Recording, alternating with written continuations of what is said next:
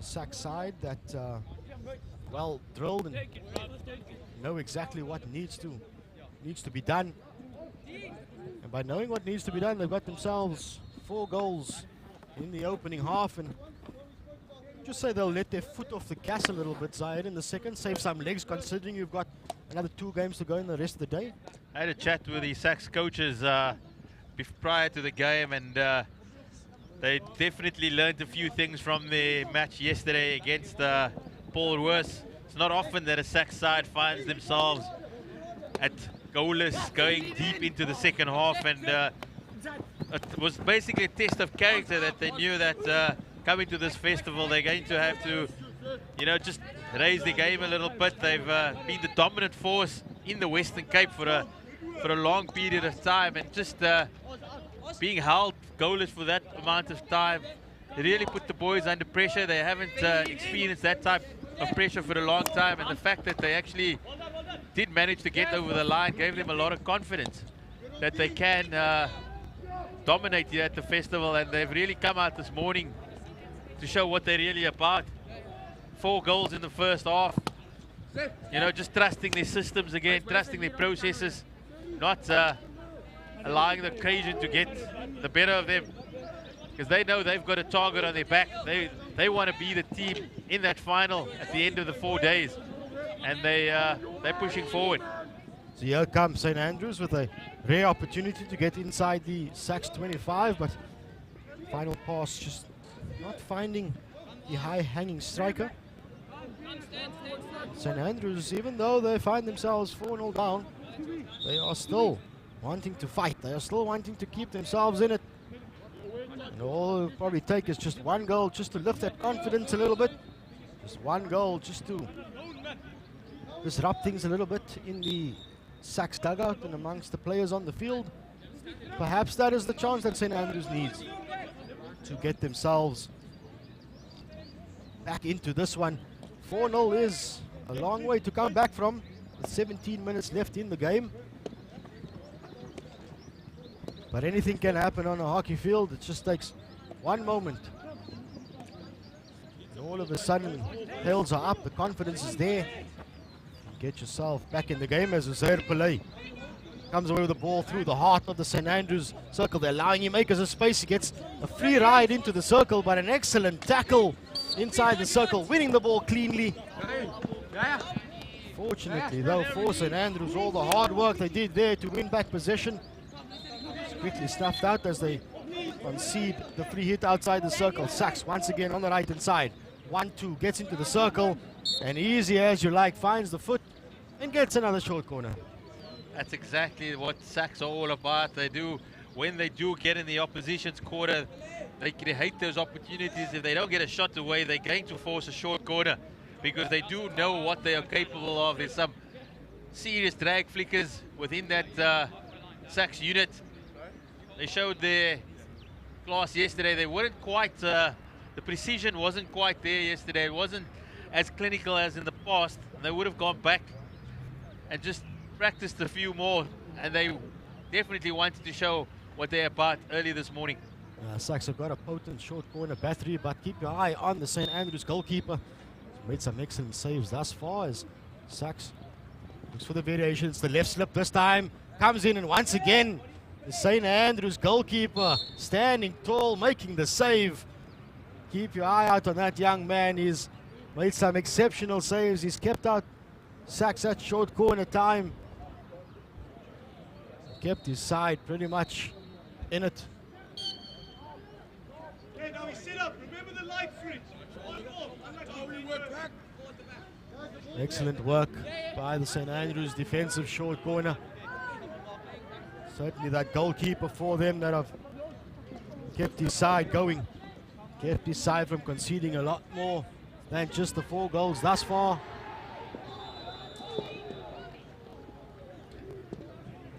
And the screams you're hearing through the ambient microphones is coming from the B field, where Hilton are currently in action against Bishops. If I just have a look over at that scoreboard, it seems as though Bishops have just taken a 1-0 lead with 15 minutes to go in the second half there. That is definitely a turn up for the books. Hilton, one of the favoured outfits here. Boys in black and white. They're going to have to show a little bit of character on that, on the B field there against a very promising Bishop side, a young Bishop side who are wanting to turn up the books here at Paarl Gym. But we're back on the A field with the action here between Sax and St Andrews. Dominant Sax side, back to the usual scoreline that we expect from this navy blue juggernaut. 4-0. That's a good interception there by Liam. Unfortunately for Liam, then his first touch just letting him down as he concedes the free hit and allows St Andrews to build something. Nice little body swerve in midfield, just creating that little bit of opening on the outside, and St Andrews now down the left-hand channel looking to exploit things. But as we know, the Sax defensive unit, they know where they need to be positioned. They know how to scramble. They know how to reorganize themselves, but they remain under pressure as St Andrews makes it quickly, goes into midfield, trying to change the angle. It is quickly snuffed out by Saxon as they defend. Here comes the counter-attack. Through the midfield they go. Linking up nicely. Acres of space on the left-hand side. Looks to link up with the far post, but the intervention is there from St Andrews. The 6 comes in. They concede the long corner. Quickly taken by Saxon. Just like that, not being 5 yards, draws in the infringement, does Saxon. Yet another short corner for them. Very impressed by the referee on this occasion. He does stamp his authority on the game. There's quite a stern little whistle there, and he awards the second short corner within a few minutes for the Sax Juggernaut. Good save by the St Andrews keeper on the last occasion. We wait and see what's going to happen on this occasion. So they've attempted the variations in the previous short corners to no avail. So it does go to the near side though. Decides to go on his own, takes the run, and nonchalantly with acres of space, slots the ball into the bottom corner. The man that we know is pretty potent off the top tee with the drag flick on this occasion, showing some silky hands. And calmly slotting the ball in the bottom corner to make it 5-0 to Sax. That was all too easy, Tariq. It was just this a little drag to the left, created the space, and it opened up. And he only had the goalkeeper to beat after that, and he was never going to miss from 5 yards out. And really gave the St Andrews goalkeeper no chance. And it's back to the usual scorecard. Sax 5, St Andrews 0. On the Sax side, we know once they get their first and second goals, they go on a bit of a run. The confidence is up, and they just keep going. They keep applying the pressure on the opponents. That's exactly what we're seeing right here, right now. Maintaining that pressure, finding acres of space like this. Pillay on the top of the D. Gets the ball to the left, and there's a nice ball across the face. And despite having players in the critical areas, unfortunately not finding that last touch to get another goal. This is more like the Sax hockey that we've been watching throughout the season thus far. Definitely, it's a side that knows how they want to play. They know their structures, they trust their systems. And after a little scare last night, they're back to normal, dominating the opposition. Really do feel for the St Andrews side. They were really in the game against Paarl boys yesterday, but on this occasion they've been overwhelmed by the Sax outfit.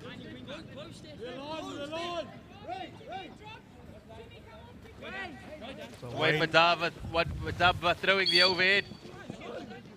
Unfortunately not be able to be picked up on this occasion.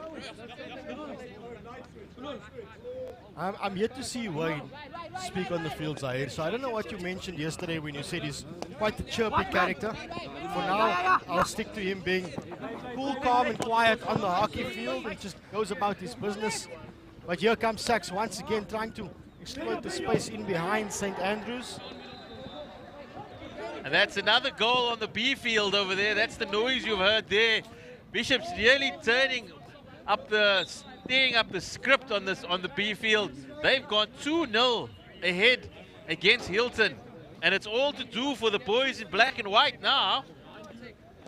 Hilton yesterday really came out and put themselves in and amongst the favorites to go all the way. So finding themselves 2-0 down in the game happening on the B field.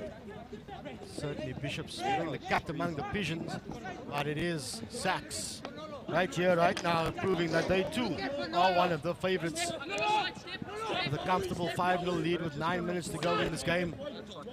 That's good defending there by Sachs. They always, and we always marvel at the Sachs attackers, and as we see once again, lots of skill going forward.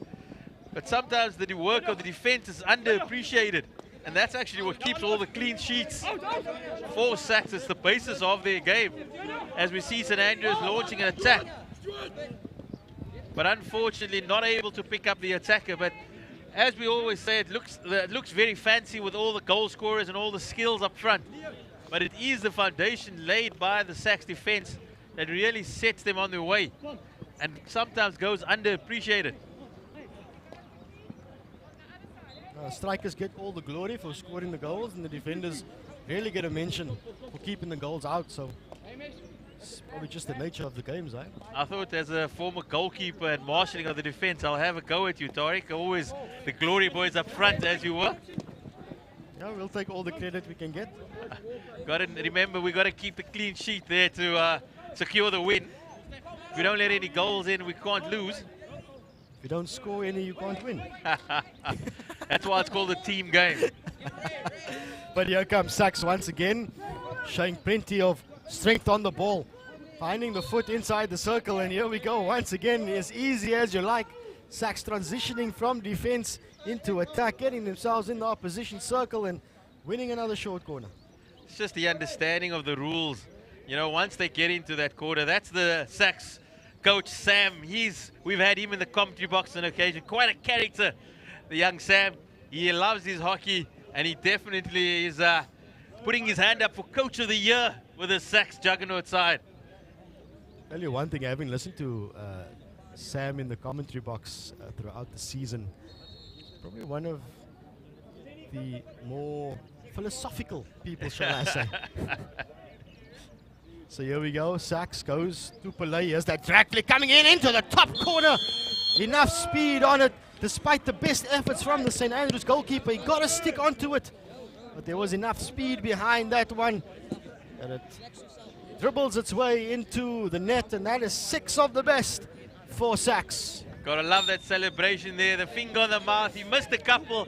I think you heard the commentator say yesterday, I wonder who that commentator was, that he went for power, there was no precision. And maybe it was a message up here that I'll put it away when it matters. Well, we'll certainly go and touch base with the young man after this one, just to see if that was aimed at the commentators, and if it was, good luck to him in the next game. Definitely had his finger on his mouth there, saying, I can do the job. Gotta love this attitude of these young men.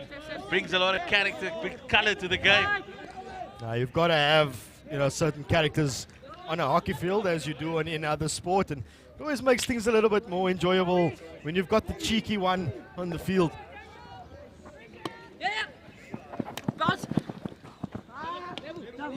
Things have certainly changed from our day when you just put your hand up and got back to the opposing half. Lots of character, these guys. It's for the Instagram later. Unfortunately, Sachs just hacking down on that tackle, and they're down to 10 men for 2 minutes. A green card. Maybe this is the opportunity that St Andrews were looking to exploit now with the numerical advantage. Being 6-0 down, half a dozen down, unfortunately. This is where we see that Sachs defense really come to the fore. When they do go a man down, they are able to jiggle things and find themselves, or at least find a way to get themselves out of trouble.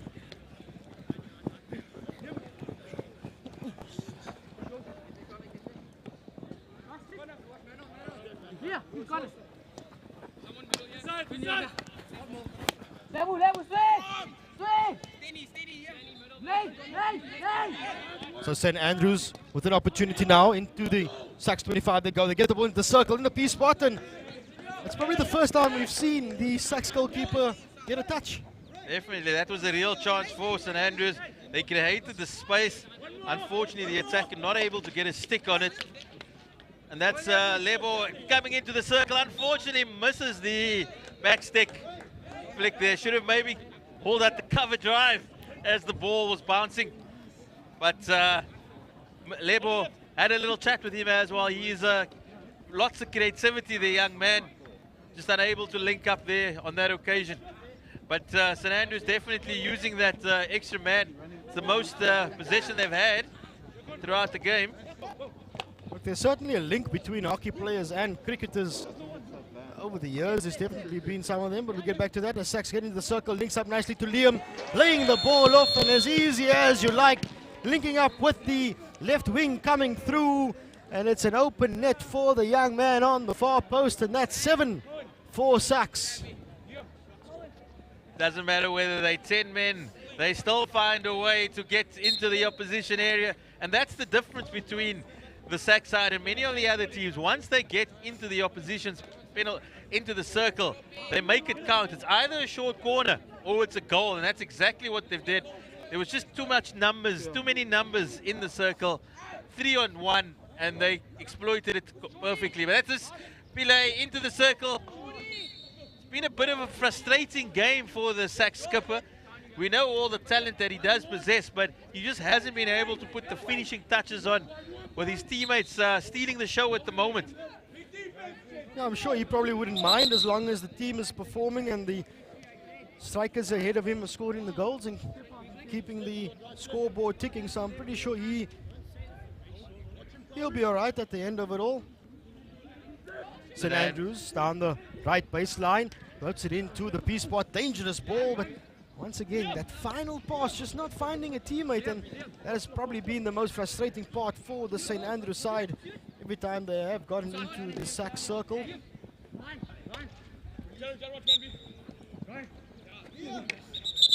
Just some way, somehow, the Sax defense just manages to do what they need to do to snuff out an attack. That is why they haven't conceded a goal in this game. If you're looking for an update on the B field, it's still Bishops in front. They're still leading there in the first half, 2-0 over the #1 ranked side in the country, Hilton College. So that's definitely a turn up for the books.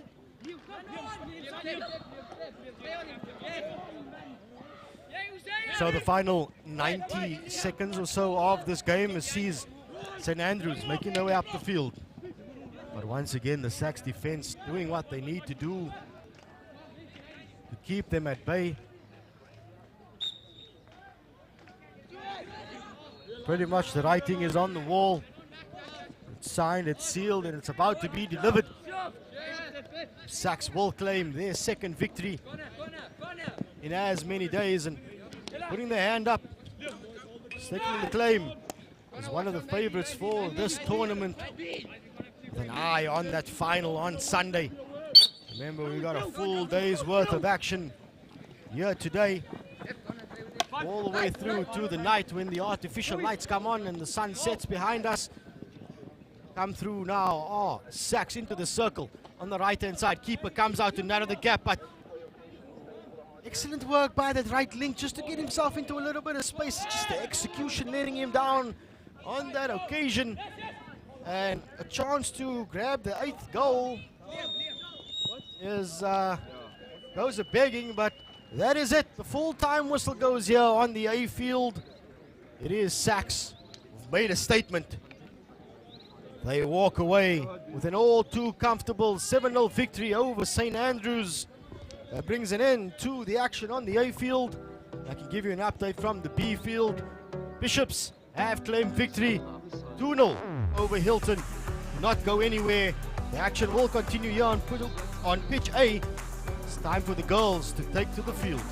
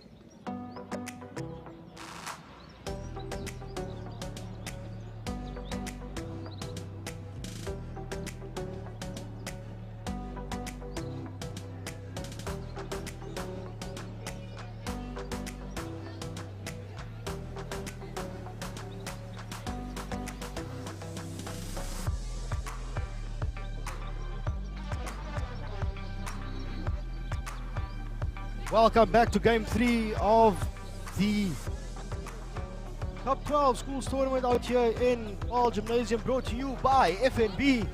It's time for the girls to get the action underway. It is St. John's against Pearson. And if anything is to go by from what we've seen in the first 2 matches, the action is hot and it's exciting. It's certainly a tournament that has shown exactly what the country is all about.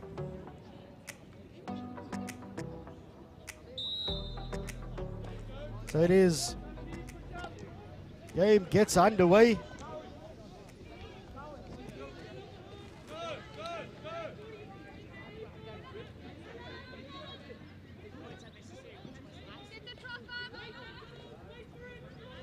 So as the girls get the game underway,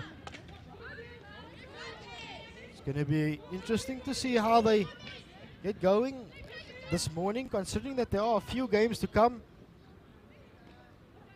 throughout the day.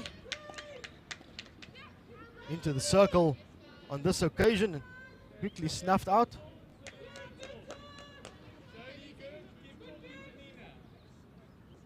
But the danger doesn't go anywhere. It's another circle entry. Cleaned up in defense. Back into the circle comes the ball, a snapshot. Somehow gets the stick and not the foot. Excellent defensive work by Pearson. Playing in the white outfits with the green trim, and St. John's in the, so to say, all black and the sort of creamish tint on the sides of the jerseys. It is St. John's who've made most of the attacking plays thus far.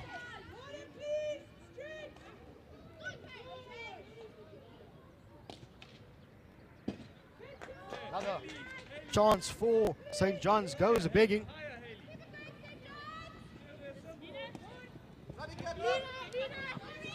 Pearson on the ball, comes out to the right hand side to Annemie de Villiers. Villiers carries the ball to the right hand side, gets the ball across the face, and neat little work by Olokile Lebese to keep out that attack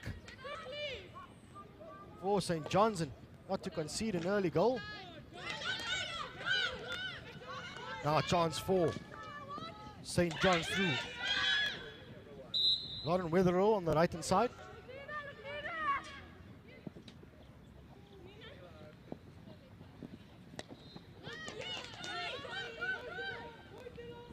St. John's once again on the attack, but under a bit of pressure is Rebecca Mackett. Out it comes once again for Pearson on the right hand side through Annemie de Villiers on the right hand side. Beats Reese Peters. Reese maintaining the pressure, but Annemie gets herself into the circle, tries to weave past Olokile Lebese. She's once again proven that she is quite staunch in defense. Annemie down the right hand side, down the baseline, throws the keeper, does it all on her own from the near post. Does all the work on her own. And it is Pearson who takes the early lead. That's a fantastic goal by the girls in white. It's Annemie de Villiers. That's what the Pearson, they taking the lead here up against St. John's. An early advantage for the girls in white. Definitely fantastic goal, individual goal down the baseline. Good skill work and beats the keeper at the near post. And it's Pearson 1-0 ahead.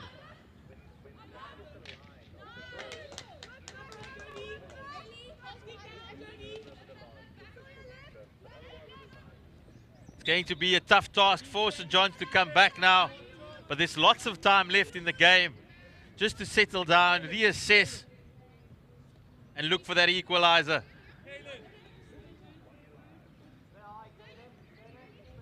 Just put it out there where we do apologize if we do get names wrong. We've been handed team sheets with numbers on them, so we're going to call it as according to the sheets we've been given. You know, sometimes the girls, they change their jerseys and change their numbers, so the information that we're probably not aware of, so We do apologize if we're getting your daughter, your niece's name wrong. Please do cut us a little bit of slack on that one. We're doing as best as we can as Pearson maintaining their pressure now. It does find even more up front.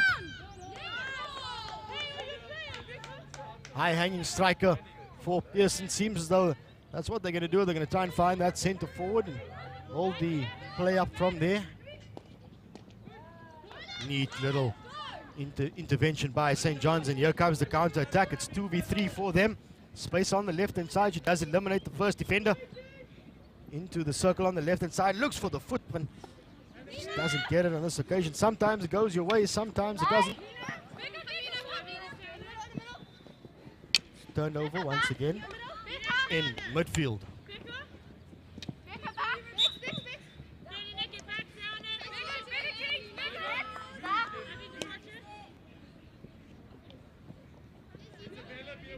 It's the girls in black and gold. They on the attack, looking for that equalizer, forcing a free hit on the edge of the D. This could be the opportunity they've been looking for. That should be another free hit on the foot, just on the edge. Unfortunately, not able to get the short corner just yet. But that's the short corner they would be looking for. And it's Pearson from Port Elizabeth. They're the ones who will be doing the defending right now and preserving that, hoping to preserve that 1-0 lead that they have. It's really been an entertaining clash thus far. Pearson taking an early lead in this clash here at the Paarl Gym main astro. But it's St. John's who are on the attack. They're the ones looking for that equalizer. The push out comes. It's a clean stop. Push to the left. Unfortunately, no power on the slap. And they've got to take it out and start all over again.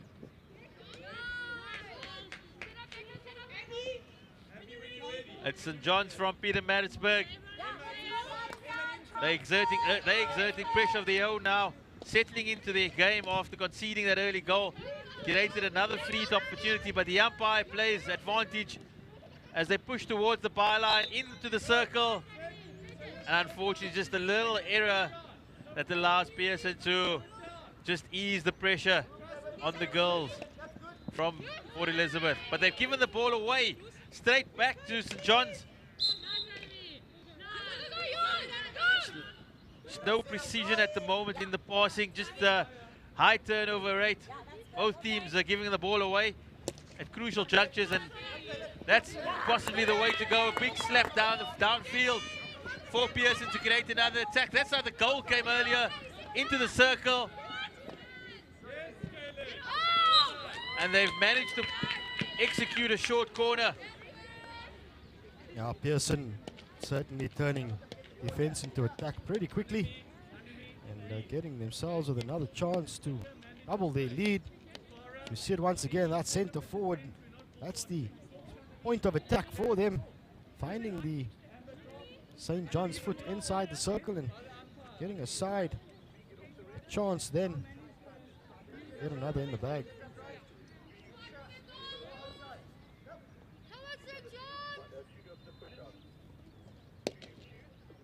So then, as the St. John's girls settle themselves into the goal, good push from Pearson. Shot comes in. Stopped a little bit, not a clean contact as she would have liked. And umpire deemed that to be a little bit dangerous, so St. John's let off the hook.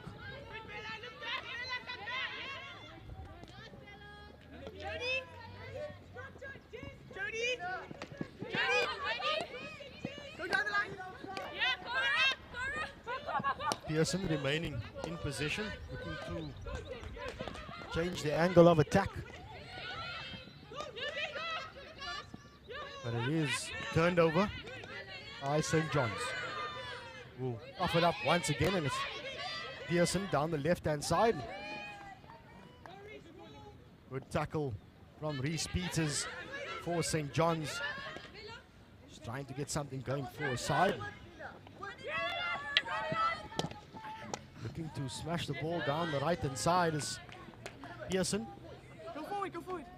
And they do manage to get it up. Neat little intervention from Chloe Della for St. John's on the right hand side. Just snuffs that Pearson attack a little bit.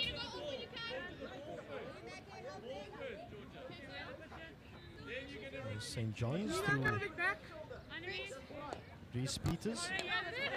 He's up with the teammate. It's up the left hand side they want to go. Chloe Della trying the backhand but coming off the wrong side of the stick, so gives Pearson a chance then. Good, Emma. It is Emma Swart, number 11. Lays the ball off. And Pearson trying to get through the left hand side. Neat little work from the number 9, Devon Moore, whose shot goes agonizingly wide. Keep your eye out on that Pearson number 9.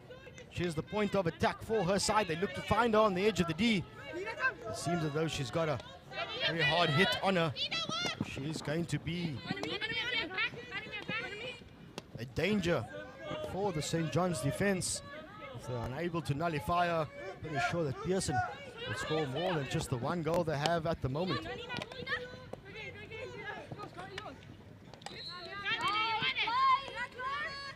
4-1 by Chloe Della for St. John's. Tries to switch the play, and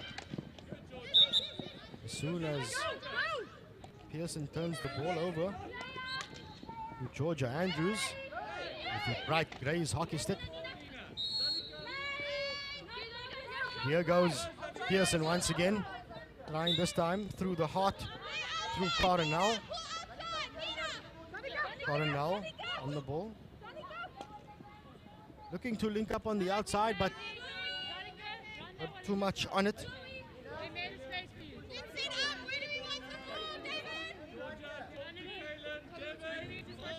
So it's St. John's who've been placed under a lot of pressure by Pearson.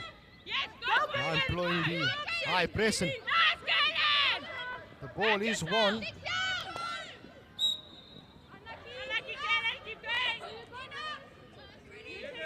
By Pearson, will continue to keep the pressure on St. John's. It's definitely a high press that they are employing now, trying to keep St. John's pegged inside their 25.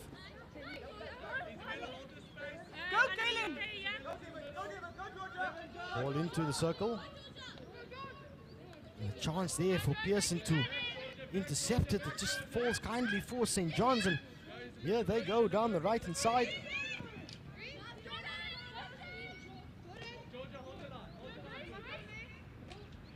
On the right hand side once again is where St. John's are persisting. Here's the favored side. It's a strong side for any hockey team.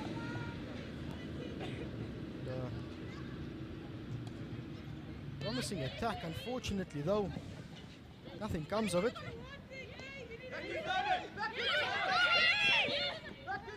As here goes Pearson through the middle. Snapshot comes. A neat little intervention from the St. John's defense. The chance goes begging.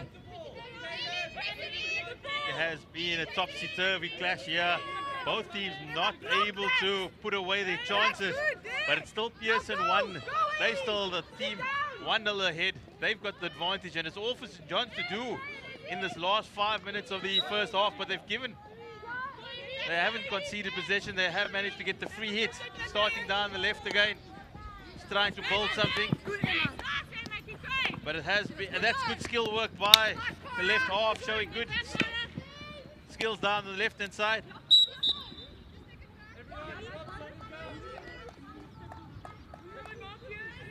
Really is a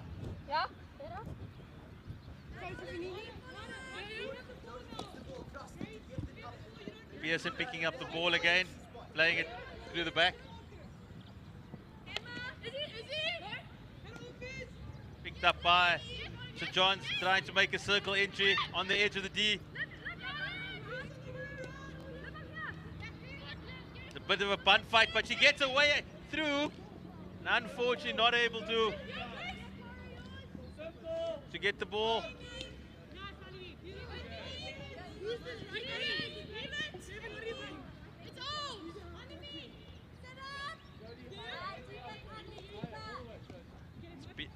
John's on the attack once more. Ball thrown into the circle. A good defensive work by Pearson once again.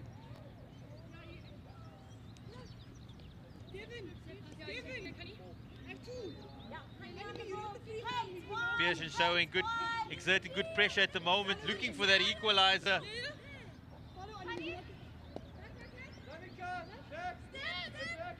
Ball thrown into the circle, picked up. They were appealing for the short corner, but unfortunately not given, and Pearson have an opportunity to clear their lines. Both teams unable to just find that final pass to create that clear-cut opportunity that they've been looking for. But this is Pearson, they come again on the attack. Picked up on the 25.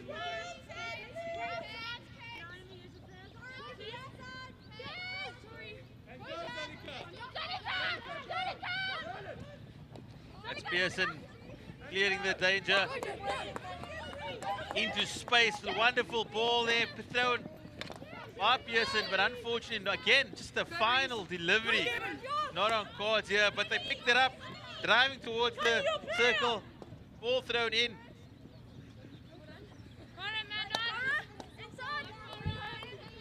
Pearson on the attack. Both teams just giving away possession at the moment. Ball into the circle.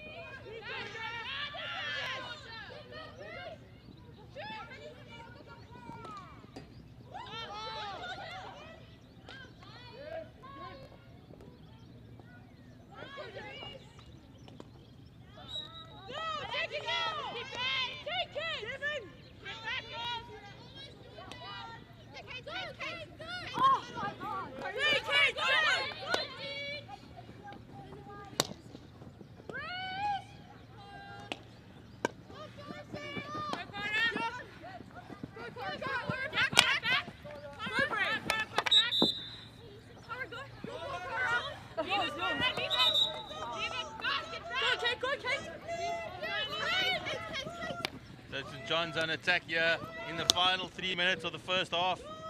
Big ball thrown down upfield. Unfortunately, nobody able to pick it up. And Pearson will have to start all over again.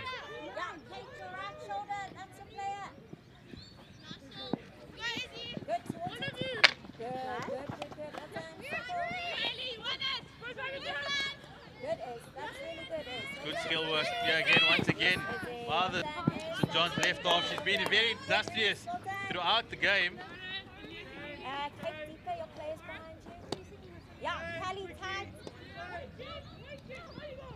Yes, it's going down the left-hand side.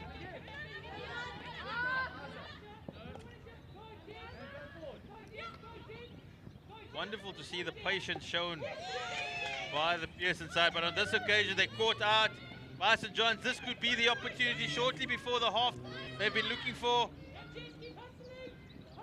but unable to force the short corner as Pearson deep in the corner,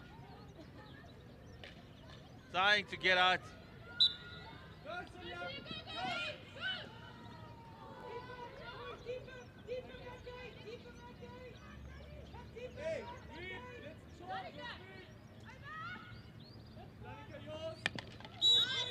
Well done, well done. Wide, Kate, wide, nice and wide. Let's go wide. Yes, Kate, well done. As you can hear, the St. John's coach looking for width, calling for some width there from her team, just to spread the play a little bit, trying to pull the Pearson defenders out of position. But they haven't managed to do that, and it's the Eastern Cape side girls from Port Elizabeth on the attack again. Good, Reese. That's so good. Well done. That's a good ball. Good stuff, Reese. Well done. Great stuff. Good idea. We're into the last minutes of the first half. Still Pearson, the team from the Eastern Cape, from Port Elizabeth, Kobega as it's known these days. They're the ones leading by 1-0 over St. John's from Pietermaritzburg.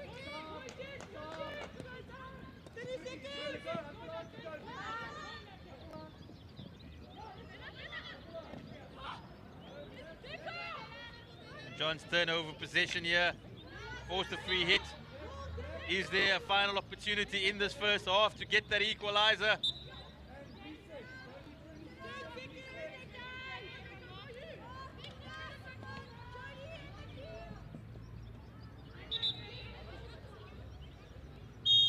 And that is the halftime whistle by the umpire. It is Pearson 1, St. John's 0 after the first half.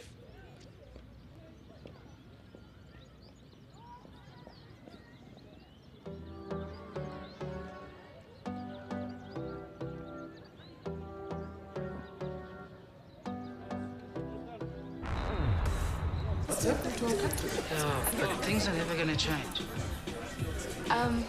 Hi. The one thing you can be sure of is change. Things are always changing. In Africa, this is the home of change. You know, we live by a code here. If the beat changes, the dance step must adapt. Because brothers and sisters, we know if we don't change, things won't change. And it all starts with one little step. Yes! Power! Power to the changeables, the adaptable problem solvers who don't need a corner office to start an empire. Look at us! We are the changeables. Changeables? What does that even mean? Everything's changing. So, And sometimes it's the smallest change that makes the biggest difference. Switch to FNB, Bank of the Changeables.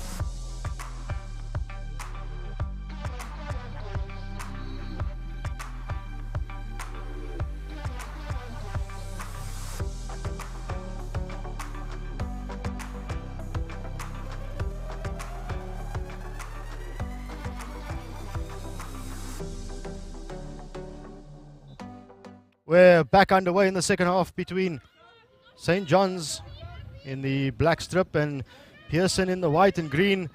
It is the side from Port Elizabeth, Pearson, who find themselves one goal to the good. It's pretty much been a topsy-turvy sort of game. It's a game that has certainly not gone all the way for Pearson. They've had numerous opportunities, but the St. John's defense has been staunch, to say the least. They've managed to snuff out any and all attacks.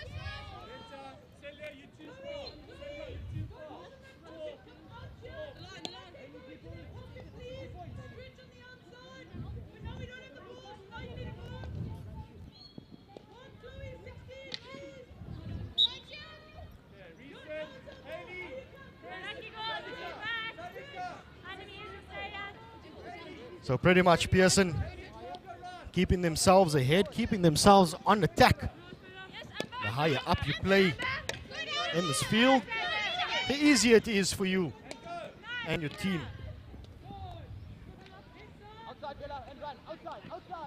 So on the left-hand side goes Pearson through Isabella Hofmeyer. She is easily dealt with by the St. John's defense.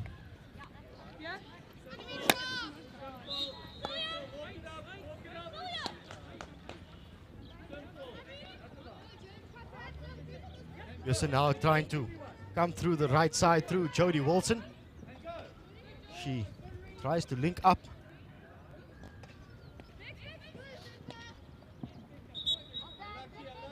With a teammate. Unfortunately, once again, it's this St. John's defense. Reese on the ball. Reese Peters, the number 8. Central defender for St. John's. It's interception though by Pearson, and shielding is called by the umpire, and fortunately for Hayley Engler, the chance that she created comes to naught. But Nina Ferreira on the ball for Pearson. Tries to worm away through 3 defenders, wins the hit. Annemie de Villiers seems as though on the ball. She once again hits the hit, and unfortunately for St. John's, they are down to 10. As Olivia McDonald got to make her way off the field for 2 minutes. So the next 2 minutes for Pearson with an extra person on the field. Annemie de Villiers dispossessed in midfield. And St. John's at least trying to worm their way through this Pearson midfield. And it's pretty much where Pearson has turned the ball over on numerous occasions.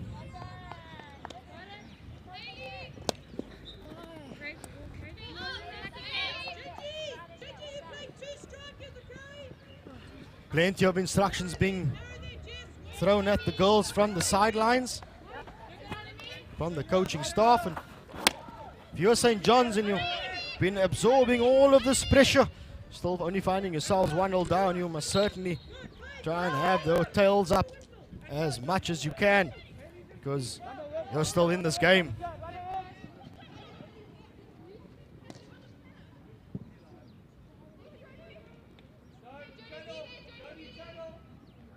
So then, 4 minutes gone, just about in this second half. It's been a match that Pearson has certainly dominated in terms of possession and pretty much camping inside the St. John's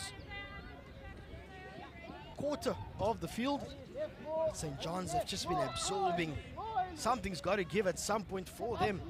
I'm sure that they are just trying to get themselves into the other half and just try and build something a little bit here from the back, as Loidella on the ball. Links up nicely, and 1-2 play results in Pearson intercepting, and it's Nina Ferreira trying to find Isabella Hofmeyer, who goes on a run down the left-hand side, brings it back in to win the free hit. Isabella takes it on her own, and as quickly as that, identifying that the St. John's defender, also Isabella, wasn't back 5 yards and wins the short corner. These are the opportunities that Pearson will be looking to utilize to extend their lead. They've still got the 1-goal advantage, and it will be interesting to see which way they go. Will it be a straight slap shot, or will they be going a little slip to the left?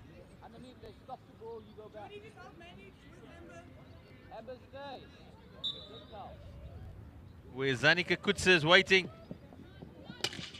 They've tried the slap by the number 4, but it has unfortunately just gone to the left of the goal. Abby Fasheer not able to find the target. But it's Isabel Hofmeyer again on the charge for Pearson. As we look, the stop comes in. And that is the shot by Abby Fasheer. But she is unfortunately just towards the left of the upright. And St. John's can breathe a sigh of relief. Now, good work by Jess Allen for St. John's, running the first wave, applying the pressure onto the Pearson striker. There's that little intervention that causes the ball just to miss to the left.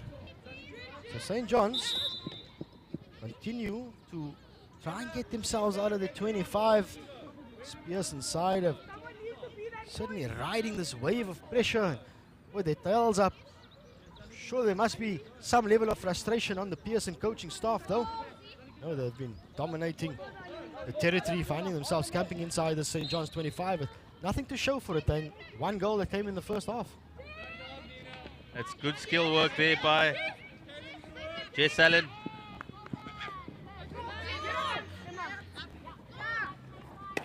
Gets the ball into the center of the field. There's a little bit of space created by Allen once more, but unfortunately just dispossessed on this occasion.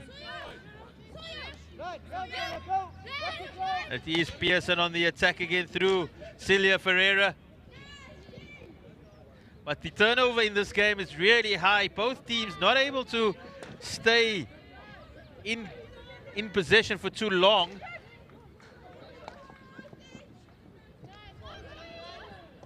So St. John's looking to get through on the far left-hand side, but the intervention is there by Pearson. Kaylin Roberts on the ball. She's that high-hanging striker that they look for the point of attack. Kaylin goes on the run, hits a defender, but unfortunately, though, she's just too fast for the ball. Yeah, the ball just getting caught up between the stick and the feet, and on that occasion, and it's St. John's who now launch an attack of their own. Find Olivia McDonald. She has a stick thrown at her, but she's still going strong. But unfortunately, just dispossessed on that occasion as she was about to make a circle entry, and it's Pearson who get away on the attack again. Chloe Della in position for St. John's on the left-hand side. It's to McDonald. Olivia McDonald fancies a run down the left-hand side once again. She's under pressure from Emma Swart. It's the secondary defender who steps up and puts in the tackle.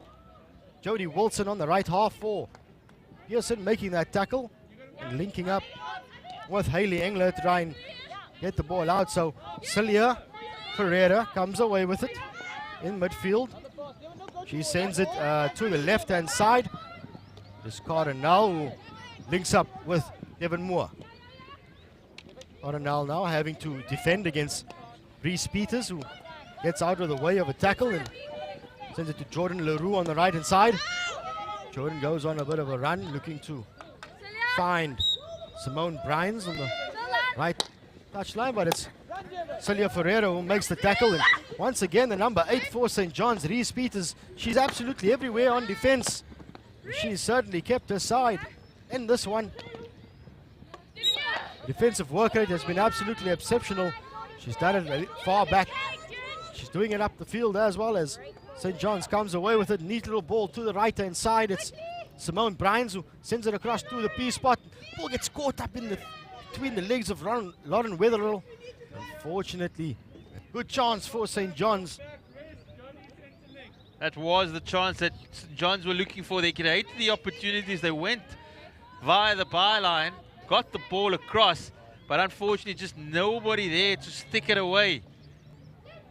And they come again onto the edge of the circle, but it's Pearson who managed to clear the danger.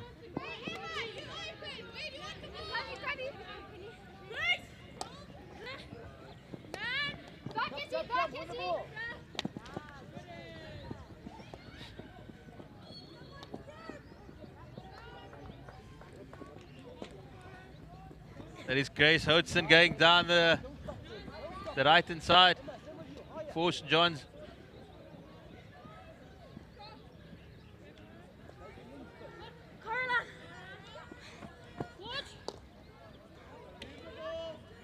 Ball played across the field.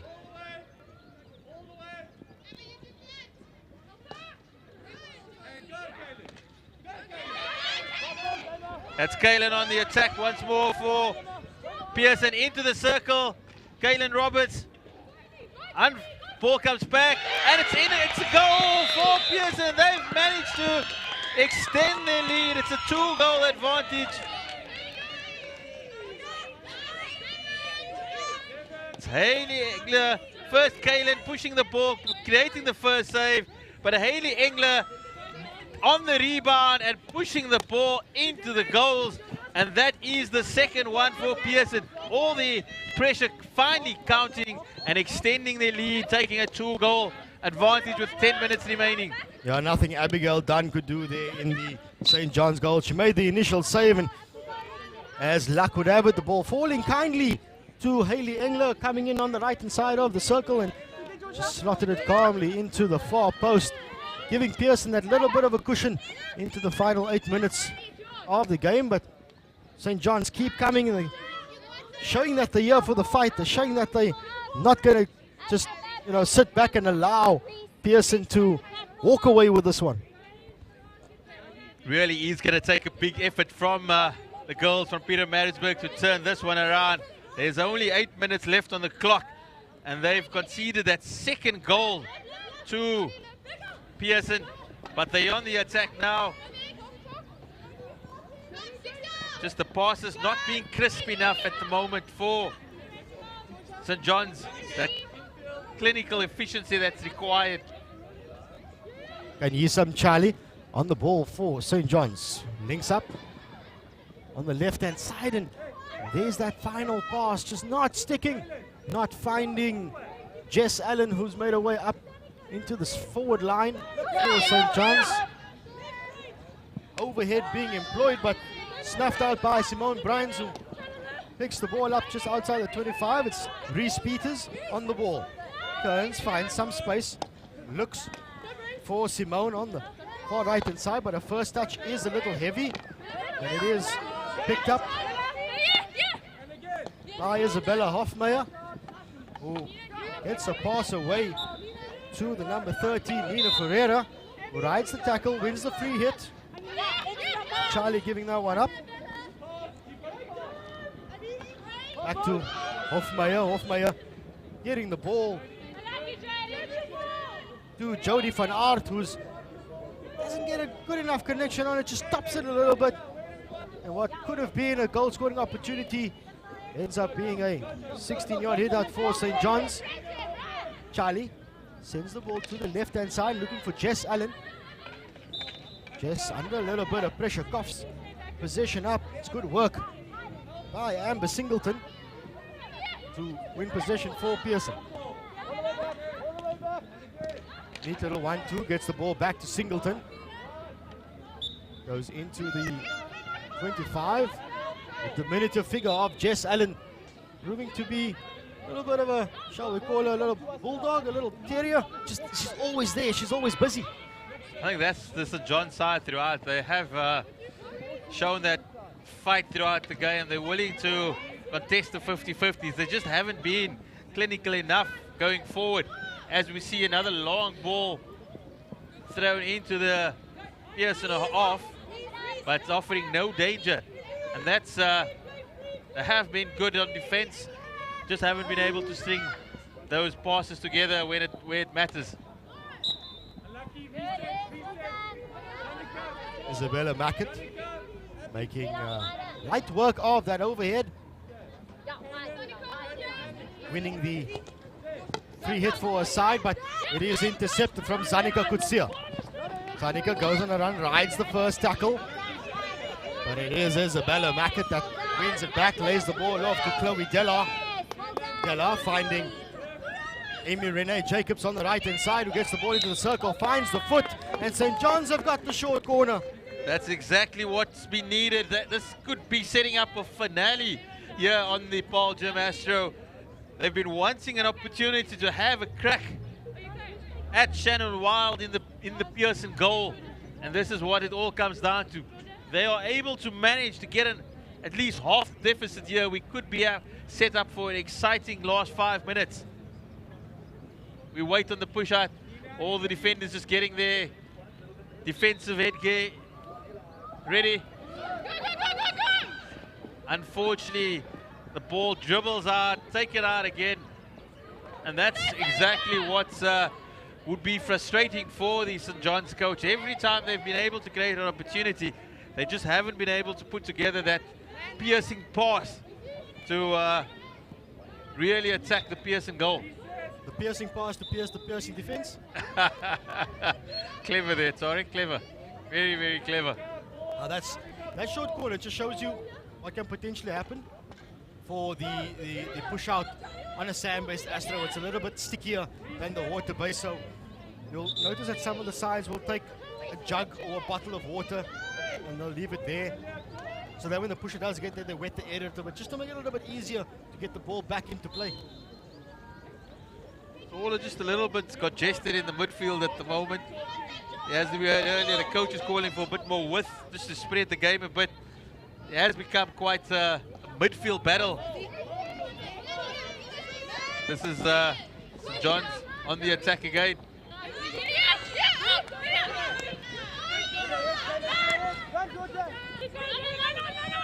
Come Pearson now through Georgia Andrews on the left-hand side.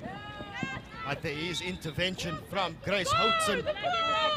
Grace making the tackle and taking a bit of a tumble, and let's hope she's okay.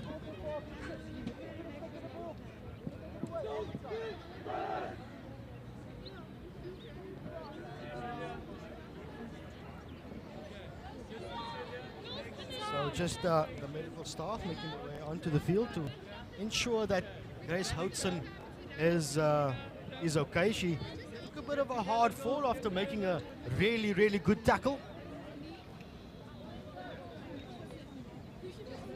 She has won the free hit for her side, and she probably just landed a little bit awkwardly. So with the tournament rules as is, if an injury does happen, the time on the clock continues. There's no break in play. The time does keep going.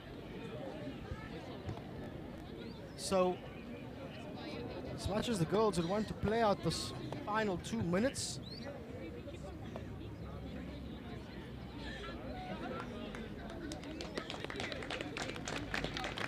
there's applause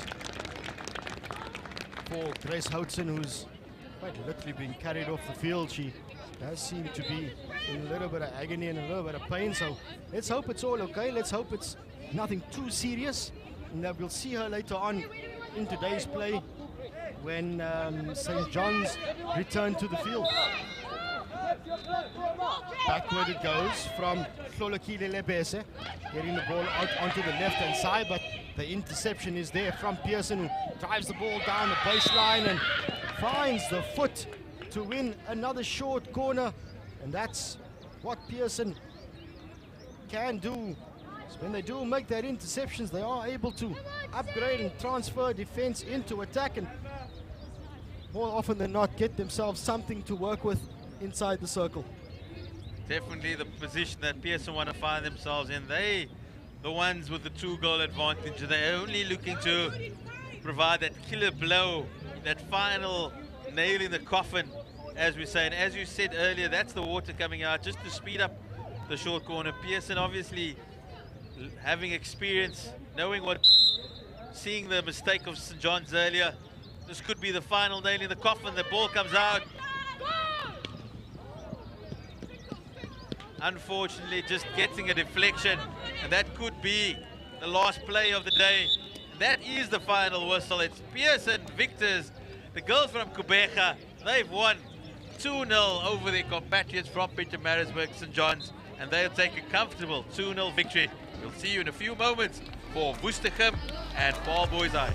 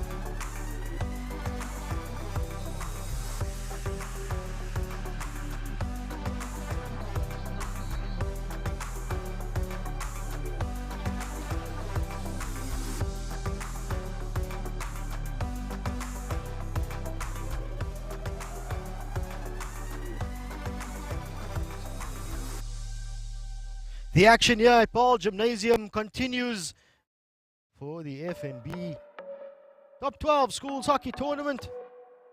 Just seen an intriguing game between Pearson and St. John's in the girls division. It's now time for the boys to take to the field. It is Paarl Boys High going up against Woenstegem. For Paarl Boys, it's Postumus in the goal.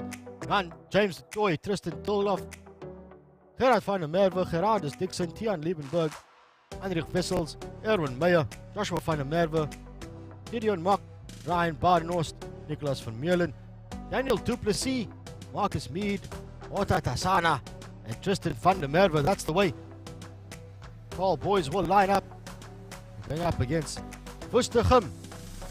They'll have Jacob de Jager in goal, Marco de Wet is the second keeper, Joshua Boshoff, Christopher Ley, Christian Joubert, Jan-André Scholz, Willem Roux, Tracy Burger, Paul Klisman, Don Wabo Tayani, Bertus Roux, Johan Is, Sipe, Sibam Bombo, Andre Fuljoen, and Luan Duis. So We look forward to an intriguing battle once again. It's been non-stop action here at Paarl Gimnasium. We've had an excellent start thus far. That action's going to continue. There's matches going on all over the place. There's matches on the A field where we're bringing you the action from. There's also matches happening on the B field where the other pools keep themselves going, and there's been some exciting matches that side as well. But absolutely beautiful venue, this Paarl Gymnasium.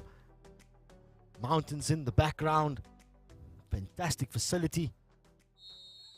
As the game gets underway, it is Paarl Boys High playing in the all-white strip that gets things going. Woestergem playing in the royal blue and navy blue jumpers. They'll start the game from left to right as Boys High tries to get things going on the right-hand side.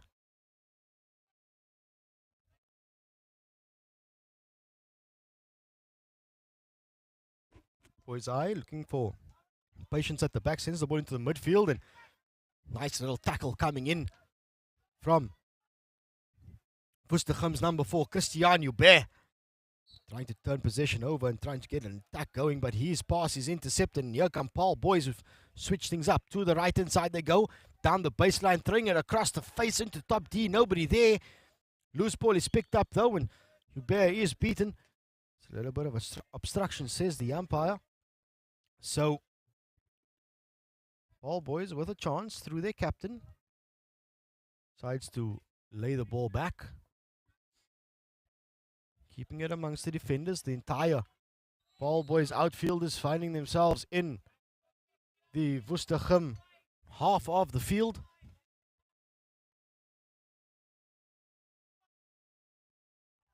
Weighing up his options is the central defender of Paarl Boys. Decides, I'm going to go down the right hand side on our strong side. And interception made by Sipe Mokoena.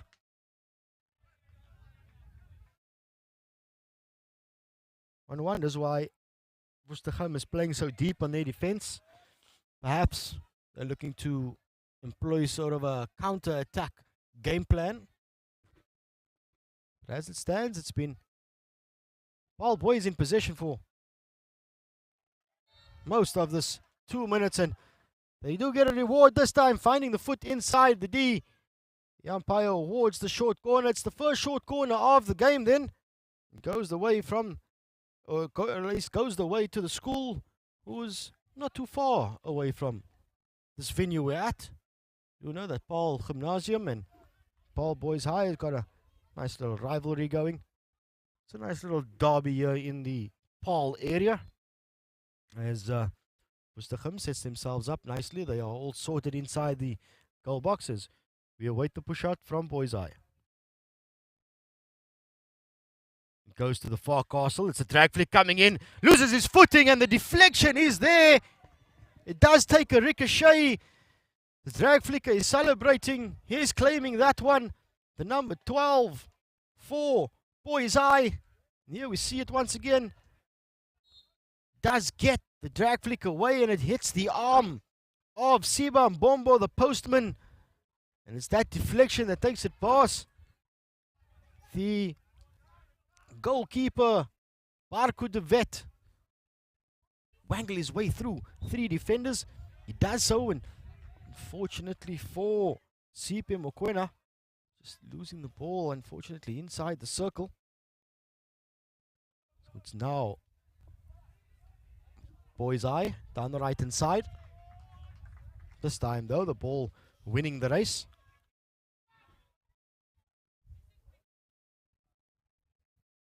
Woestergem having to absorb a lot of pressure in this first 4 minutes, and we see more there as Bertus Roux is under pressure in midfield, but he does ride the tackle, maintains possession. It's out to Sibam Bombo, who is dispossessed at top D. Paarl Boys now with a chance. Intervention is there. The loose ball's picked up by Boys High though as he makes his way through 2 defenders. Gets the shot in. And there it is. 2 goals for Paarl Boys High. Pouncing on the loose ball. See it once again. that little touch there, just taking the ball away and falling kindly to the boys' eye striker, worms his way through two defenders, rides the tackle, gets his shot in. Barco the vet does get a stick onto it, but the ricochet takes it past him and into the back of the net, and it's 2 goals to boys' high inside the opening 5 minutes of this game.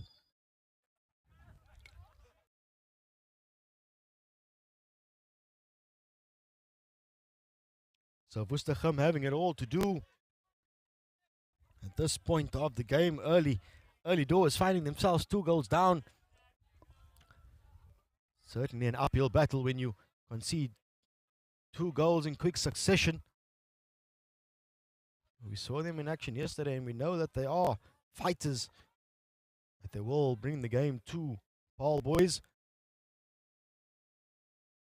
Unfortunately, though, for them, they just haven't had enough possession. Just haven't held on to the ball for long enough to get something going. So out comes Boys High now, sending the ball across into midfield. It does fall loose onto the left-hand side. They look to go down the right once again, and there's the obstruction. Fortunately, just getting themselves in each other's way and allowing Woestergem to come away with it. Lonwabo Tailani looking for Sipe Mokoena up high. The ball trickles over the sideline, or at least allowed to go over the sideline.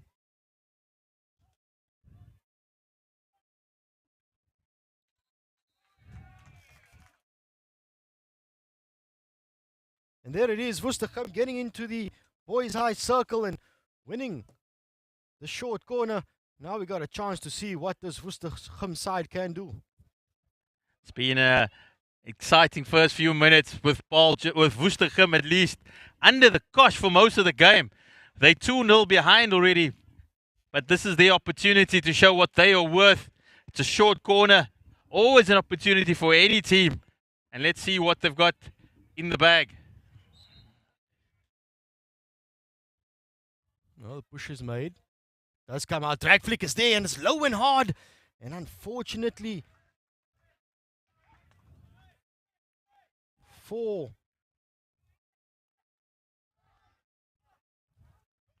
Woestergem, looks like it is Paarl Gimnasium, the man with a powerful drag flick. Unfortunately for him, just goes agonizingly wide, and perhaps that was the chance that just would have settled Woestergem just a little bit in this game. It just allowed them to ease their way back into things. Definitely, that is promising from the Woestergem side. It shows that when they do have that opportunity, when they are able to force that short corner, they do have the artillery, the firepower to get back into this game.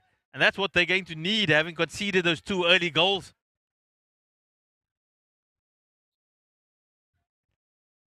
Boys are really, they are an outfit that they're wanting to do well. They came out yesterday, they showed what they were worth, and they're just wanting to continue that momentum as they grow into this festival.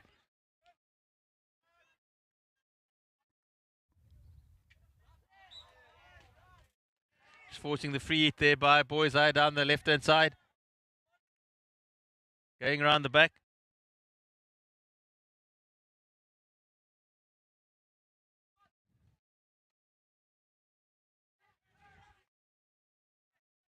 Boys are putting together good passes here. Wonderful work there.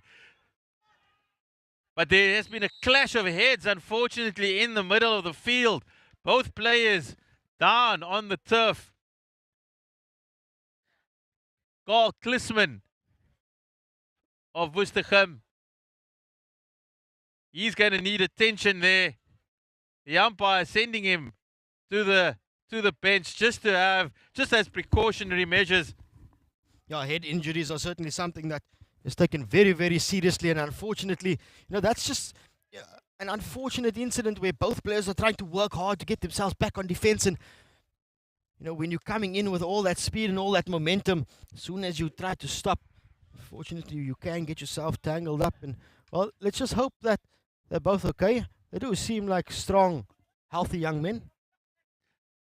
So Gimnasium does come back. We saw earlier he does possess a potent drag flick.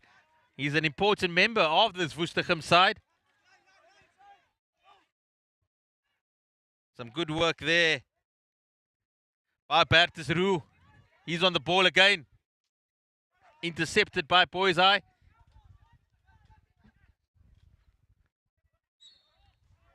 It's an interception by Christopher Lay, but unfortunately not a fair one. And Boys Eye get an opportunity to launch another attack down the right-hand side.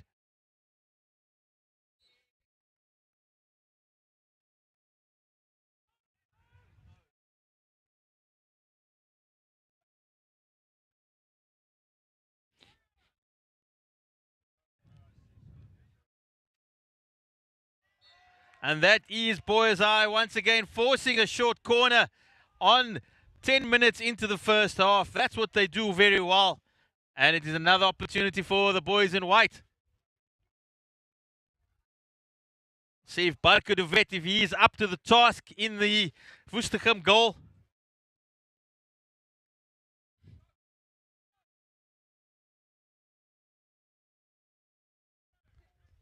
Push out here from Boys Eye.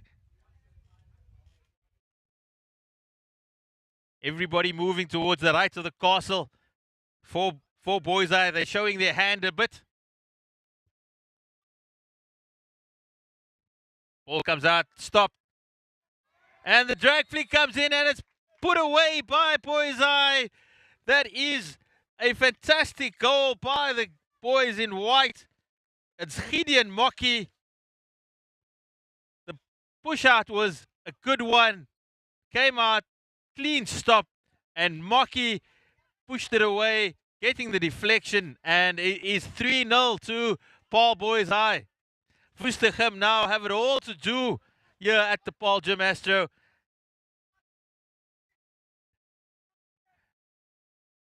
Achis from Paarl Boys Eye, he's just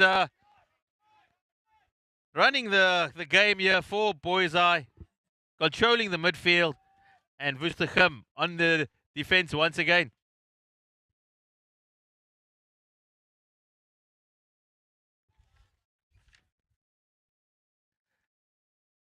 Really dominating performance here by Paarl Boys.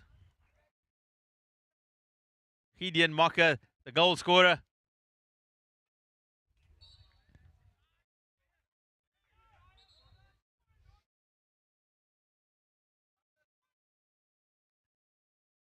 Woestergem have an opportunity to release some pressure.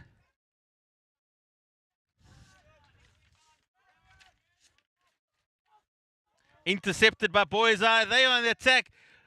Penetrating run towards the circle. Oh, but it is a big dive, unfortunately, to get the ball back into the middle. But great commitment by Boys Eye.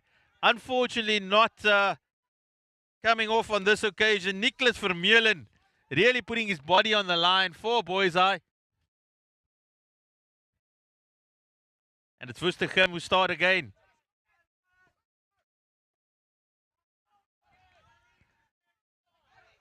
Turnover from possession there by Karl Klusman. He throws the ball up front.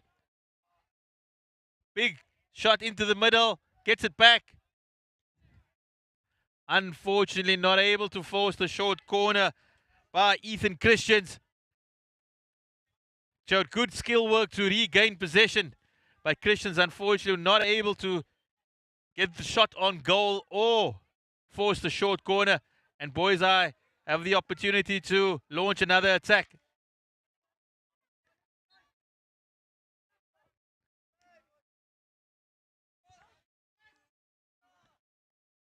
Long ball thrown into the Woestergem half, just dribbles away safely for Woestergem, and they have an opportunity to restart the game. Those are the passes that will frustrate the Woestergem team, particularly when you're 3 goals down. You're wanting to maintain possession, keep the ball, and not just gift it away to Boys Eye, who have been exerting all the pressure. As they come again, ball thrown into the middle, down the right-hand side, ball into the circle. That's an opportunity, but unfortunately not able to make clean contact on that occasion. and the chance goes a-begging. Barco de Vet would have been anticipating a shot, but he wasn't forced to make a save as the chance went clear. But it's Boys High who come again. Unfortunately, there's just a foot involved. And Paarl Gimnasium starting the attack. He goes on a mazy run, looking for support. Unfortunately, his pass intercepted by Boys High. And it's the boys in white who restart.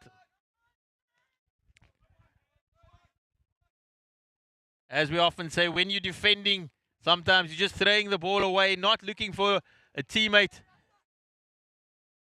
Good pass into the middle, nice little deflection. Boys High on the attack. Space on the right-hand side. Opts to come into the center though, where it's picked up by Woestergem.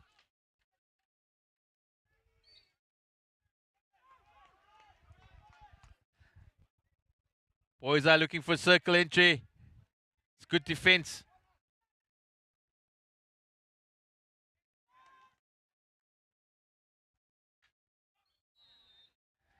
Unfortunately, not being able to keep the ball on the ground on this occasion. And Paarl Boys High, both teams just not basically having the composure just to string a few passes together. Turnover is quite high at the moment. But Boys High won't be minding that fact. They are 3 goals ahead. They are 3 goals to the advantage.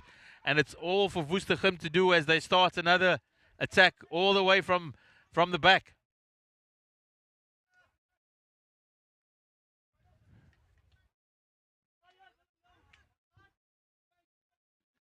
Willem Roux on the ball for Woestergem.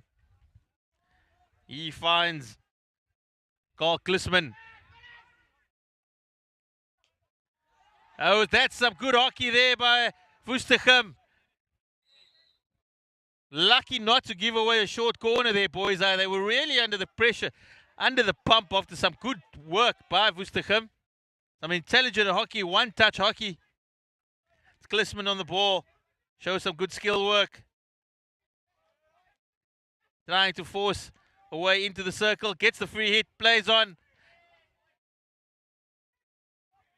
The umpire not coming back for the hit. And Boys High are able to clear their lines.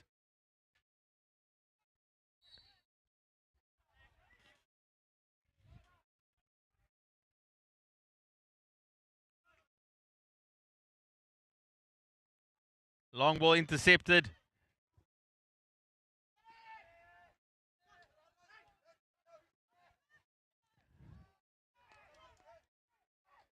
Picked up by Sipho Mokoena. He tries to come to make a circle into Mokoena. Still on the ball, showing good skill work.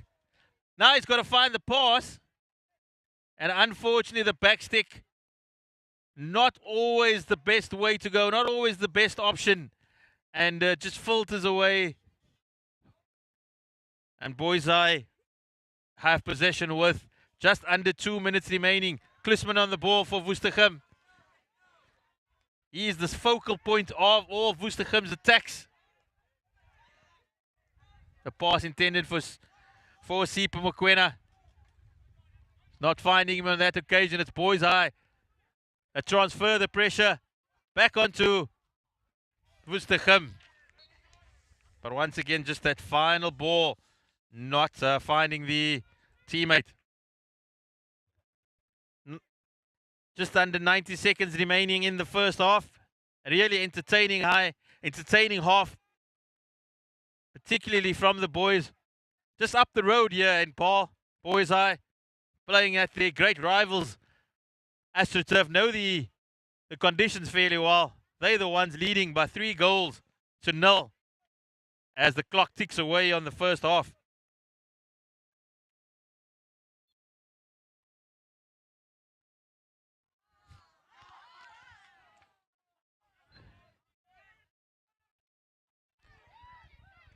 That's Boys High throwing the ball into the circle. Possibly looking for the short corner. That's great defensive work there by Woestergem. It's again Sipa Mokwena on the ball. He throws an overhead. Tries to find Christian Joubert on the left-hand side. Only a few seconds left for Woestergem to get in the circle, but they've gifted a possession away, which has been the story of the first half, allowing Boys High to launch an attack of their own. And that is the end of the first half. Quite a dominant performance by Boys High. They are 3 goals to the good. We'll see you in a bit.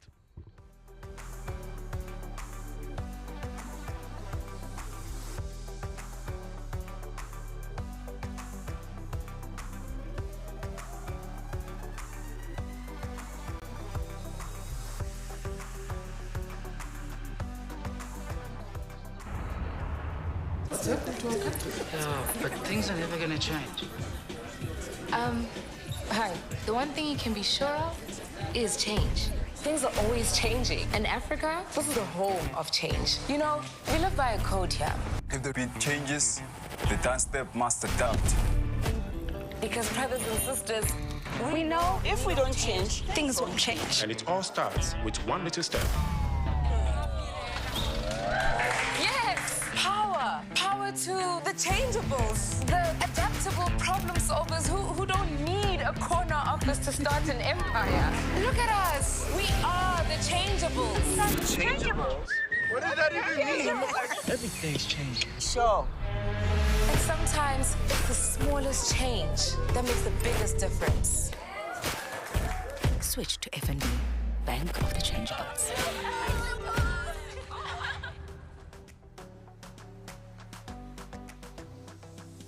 It is the second half. It's about to get underway between Woestergem and men from just down the road, Paarl Boys High. It is the local boys. Paarl Boys showing a comfortable 3-0 lead. Although they've managed to score those 3 goals, they haven't had it all their own way. This Woestergem side showing that they are as plucky as ever. They're up for the fight and they're up for the battle. As we continue to bring you the exciting action at the Top 12 hockey tournament taking place here at Paarl Gimnasium, brought to you by FNB. And just like that, I told you this Woestergem side, they are plucky, and they've immediately gotten themselves a short corner. Excellent work by the young man on your screen to get his side into the circle, taking the tackle. It's a massive shove coming in from Boys High, and if you're going to infringe inside the circle, you're going to find yourself conceding a short corner. Chance then, early chance for Woestergem. Short corner does come out. The flag flick is there, and there it is. Carl Klisman shows plenty of power, plenty of precision. And Carl Klisman gets Woestergem on the board. That's exactly. We look at the replay. We saw earlier he went just on the left-hand side. This side. On this occasion, he's gone to the right, and he's managed to get Woestergem back into the game. And that's what they require. We've said all they needed to do is create those short corner opportunities, because that's when they are dangerous. And Klisman has shown, even after the knock to the head, he's come back and put his team back in the game. So an early goal for Woestergem has now set the cat among the pigeons. How will Boys High respond? Will Gim build on that? Is that the confidence boost that they needed?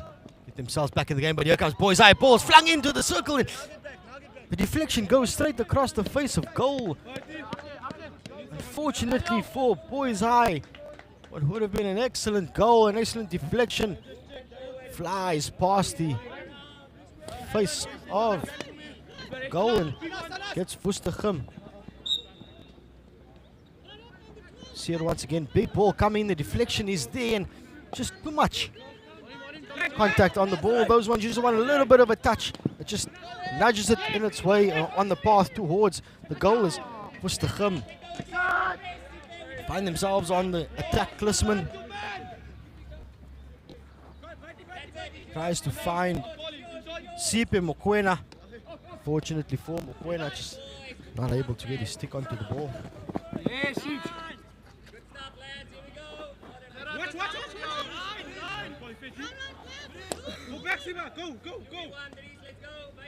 Woestergem in position through Christopher Lay. The central defender sends it out to the right-hand side. The ball down the line, unable to find Johan Ace. It is the sideline that wins the battle there. So a chance then for Oizai to build something. Big ball forward. Unfortunately hits the high striker's foot. Does come out through Klisman. Is the talisman in midfield for Woestergem. Big ball looking for the young man up front. As get the ball. Looks like it is Ethan Christians. Just as Woestergem get in the circle, this boy's eye side defense reorganizes. They get the ball and try to get themselves back up the other side of the field.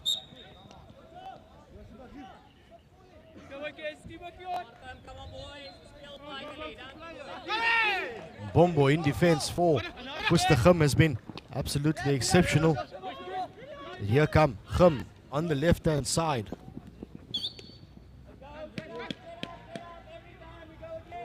Through Rolof Stoffberg. The number 14 on his back.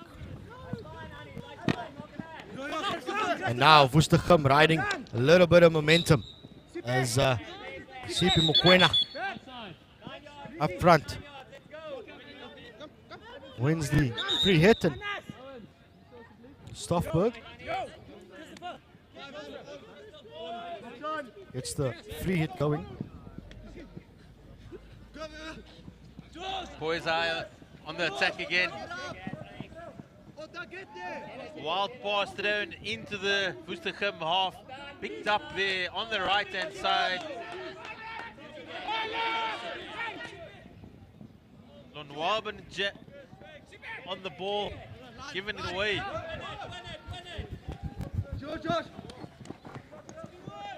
And it's Boys Eye, good skill work in the middle. Finds an unmarked attacker, but not able to pick up the pass. Good work once again from Sipa Bombo, who made that tackle, and unfortunately though on this occasion he does concede the short corner of the ball being placed onto his foot. And he's got another chance now for Boys High to regain that 3-goal cushion.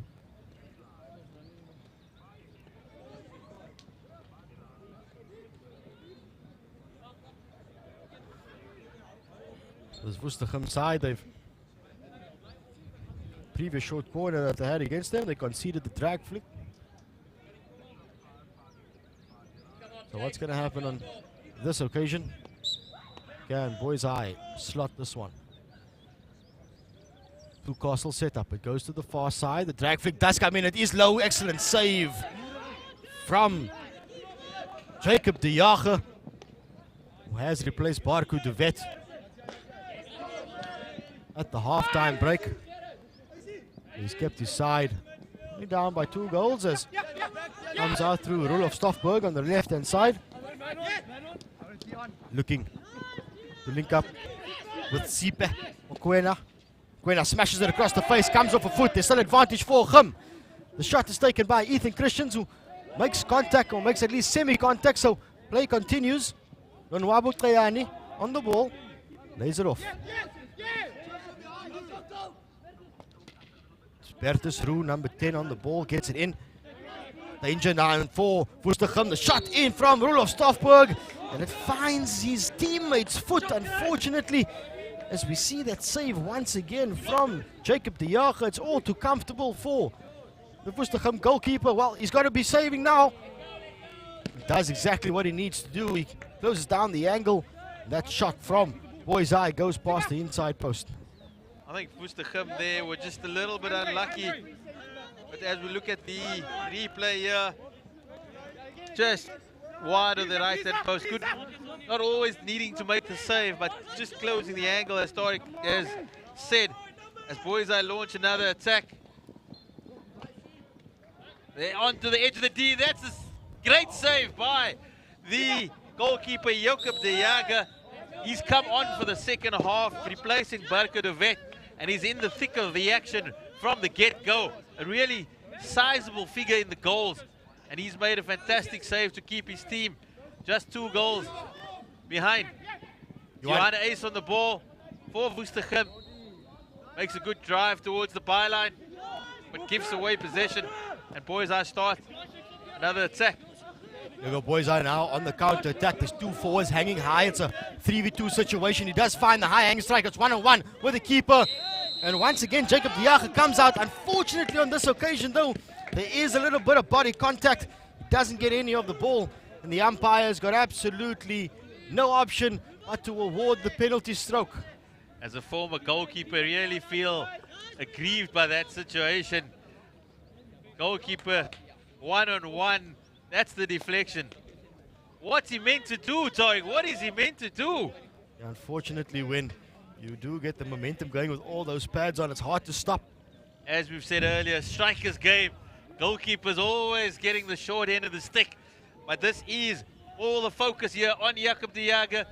Is he going to make amends? And unfortunately, he doesn't, as Paarl boys convert the P-flick, the penalty stroke, and it's 4-1 to Boys Eye. Nicholas Vermeulen putting the goal away. And as we'll have another look to the right-hand side, just too quick for the goalkeeper, Jacob de Jager, as Boys Eye restore their 3-goal advantage. That's just one of those penalty strokes that's a little bit too hard and an awkward height for the goalkeeper as well. And getting that right arm up quickly enough to snuff out the penalty stroke proves harder than usual. So 3-goal cushion then for Boys Eye is restored. We clock ticks towards the final 10 minutes of the game. Woestergem certainly have held their own. Just, what do we say, a tad bit unlucky from time to time. Woestergem on attack. That's the goal. How did he miss that? That was an excellent chance for Woestergem. I think it's Siba Mbombo. He had the goal at his mercy, but unfortunately couldn't tuck it away. It would have been 4-2 for Woestergem.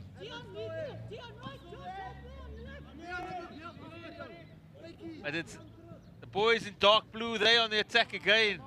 A real opportunity gone and missed. As we have a look at it again, ball ricocheted off the keeper, and he had open balls, but he was unfortunately not able to push it away. Lonwaben Sani not able to finish off for Woestergem.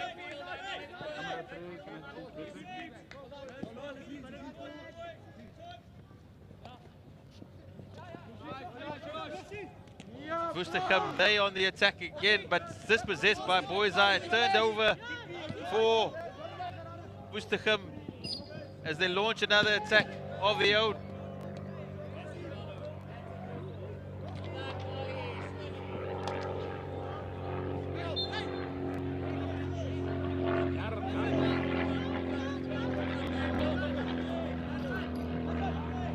They certainly had their chances. Just not taking them. On the flip side, Boys Eye have done when they have had their chances. Here we go. Here's a chance. High hanging striker once again. Jordan de Jager comes out, and unfortunately the rebound off his pads just falls kindly to the Boys Eye striker, and it's a little bit of showboating there with that finisher slotting the ball between his own legs to get it over the line. Good work from Jordan de Jager coming off his line, getting the pad in it, but there's that rebound just falling kindly to the Boys Eye striker, and there's absolutely nothing that Willem Roux can do for Woestergem. And the advantage is extended now. That is what happens when chances aren't put away. Boys Eye have extended their goal difference to 4 goals now. Woestergem had the opportunity to cut it to 2 early on, but it's now going to be an uphill battle for the boys from Worcester. 4 goals down with just under 8 minutes remaining. They will continue to fight and continue to push, but it does just become a little bit harder as Boys Eye have all the momentum now 4 goals to the good, and really putting a marker down for the remainder of the tournament. Yeah, that just shows you when things are going against you, those little 50-50 balls falls kindly for the opposition. In fact, it's just the nature of the game somehow that 50-50 balls goes the way of the team in the ascendancy, and right now it's all going Boys High's way. So they remain on the attack on the left-hand side with good strong tackle coming in from Woestergem, and good work by the number 10 Bertus Roux on defense to make that tackle. And a little off the ball antics from Boys High sees them concede the green card. We'll have to do the next 2 minutes with one less player on the field. But they remain in position as they try to get themselves upfield. As Trissy Burger eliminates one, eliminates two on the left-hand side. Slides the ball down the touchline, finds Roelof Stoffberg. Stoffberg rolls inside but gets it to Lunwabu Tlesani. He tries to get that miracle ball to the top D, but there's the interception. There's Klisman. Klisman on the ball. Has a shot off the wrong foot and misses on the near post. But there it is. We told you Woestergem are not going to go away. We told you they're going to keep fighting, and there's that fight. Klisman really the talisman for Woestergem. He's the one shining light here that's kept going for the boys in light and navy blue. Whether it's on attack or defense, as we see once again, breaking down, just stalling the Paarl boys' attack and forcing them to go wide. There we see on the right foot has the shot, unfortunately just pushed too wide to have a real impact. And he can go away thinking he's had a real good game this afternoon, or at least this morning. Joshua Boshoff is dispossessed on the left-hand side, so Boys High back in position. Nice intervention from Sibam Bombo. Bombo's not going away, he's keeping the pressure, keeping the head down of the opposition. And there we see it, winning the turnover through Klisman. On the outside it goes to Johan Ace. Ace fires the ball forward, trying to find Sipe Mokwena. Unfortunately for Mokwena, just unable to get the ball on the end of his stick, so potential chance goes a begging, and it allows Boys High to come away with it. They get play going almost immediately. Just looks like Mokwena's picked up a little bit of a niggle there. He's hobbling. But doesn't want to get off the park once all the game time. Not willing to give away, although there is, as we know, rolling substitutes. You can always get off. Let's see if he's on the ball now. What is he going to do? Still hobbling there. Still hobbling. Gets a big shot away. I think that's just not wanting to run with it anymore. It's usually the case when you do take a little bit of knock. You would call a lummy on the leg. You know, can't move it that much, so what do you do when you have the ball? You just smash it. Get it into somebody else's stick, as Bombo is having to work now on defense. Keeps the head down of his opponent. Gets a stick onto it, but it falls kindly for Boys High, and a chance. Ball comes out, played into the other side now. Circle entry attempt on the left-hand side.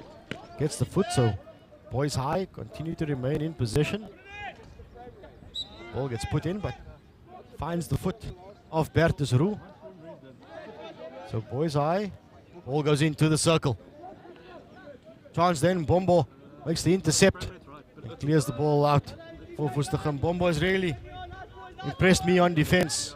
At the heart of that Woestergem defense, he's got the basics done. He's done what he needed to ensure that his side snuff out as many attacks as they can from Boys High. So here comes Woestergem on the attack. Unfortunately for Johan Ace, his attempted pass hitting the wrong side of his stick and possession coughed up, so back comes Boys High. Good needle interception. Ethan Christians on the ball, looking to get his side into the circle, and he does on the left-hand side. Tries to find the foot. Sipe Mokwena tries to assist him. Somehow, just that little thing is just not going the way of Woestergem, falling kindly for Paarl Boys High.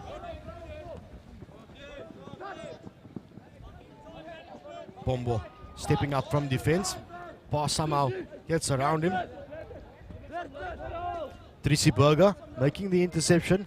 It comes out to Lonwabu Adani, who Paul takes a ricochet and finds a teammate, and here's a chance now. Snapshot, another one. It's all happening. Joshua Boshoff just saying, do you know what? Paul's here, I'm going to smash it. That is a fantastic save there by the boys' eye keeper.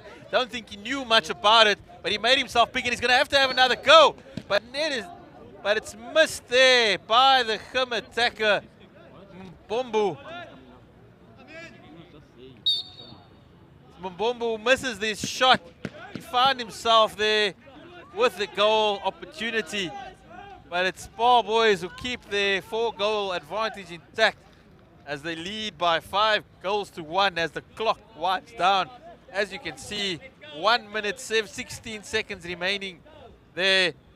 Boys Eye in total control, had to take some pressure there, had to contain a little bit, but they are the ones who are in the driving seat. Although giving the ball away, there's an opportunity for Vista Gim. Trying to force the short corner, and that's exactly what they've done. And this will bring Klaus Klisman back into the game. He's the man who's got the goal, the one and only goal for Vista Gim. And he will have another opportunity here at the death for the boys in navy blue. We went left with the first opportunity, just missed the post. The second one went right and found the back of the net. What is Klisman going to do right now?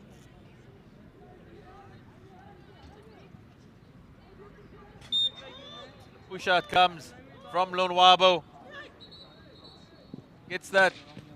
Klisman has a go. That's a great save by the boys' eye keeper. It flew at him, and unfortunately the chance not able to be converted by Vista Gim, but they come again in these dying stages of the game in the circle. Unfortunately, the ball just ricochets off the stick. But that is all we have in this contest between Boys Eye and Vista Gim. It's all over as the Boys Eye continue their dominance here at the Paarl Gym Festival. 5-1 to the boys from down the road. We'll see you in a brief moment.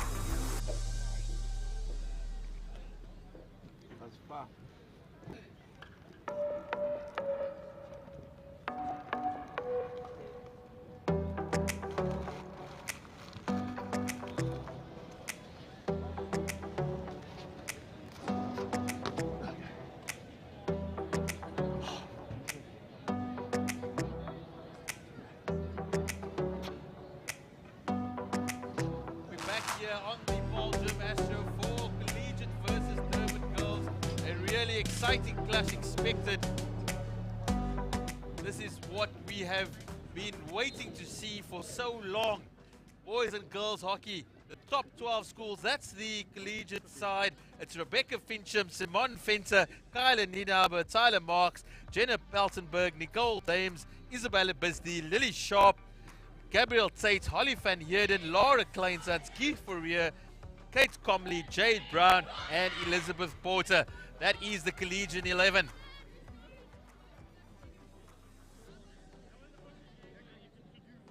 They will be up against the Durban girls. High side, that is the Durban girls side. Grace McCoy, Nandi Mnyandu, Elizabeth Madola, Chesley O'Brien, Jenna Reedon, Denny Wiseman, Salma Beja, Ruby Kraus, and the remainder of the lineup. And we welcome Jenny King into the studio with Tariq Ibrahim. As the game gets underway, we're certainly in for an intriguing battle. Collegiate putting up a really good showing yesterday in the opening round. Durban girls also certainly held their own against the strong Unisi outfit in the final match of the day. And as mentioned, I am joined by Jenny King, whose Bloemhof side has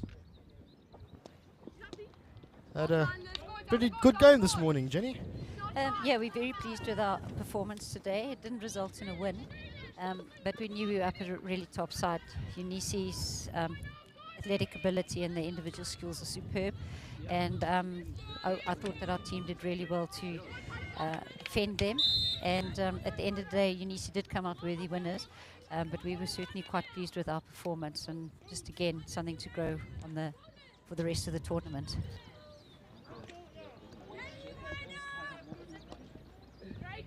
So it's Collegiate in possession through Isabella. Isabella Bisdi finds teammate on the outside. Looks like Elizabeth Porter.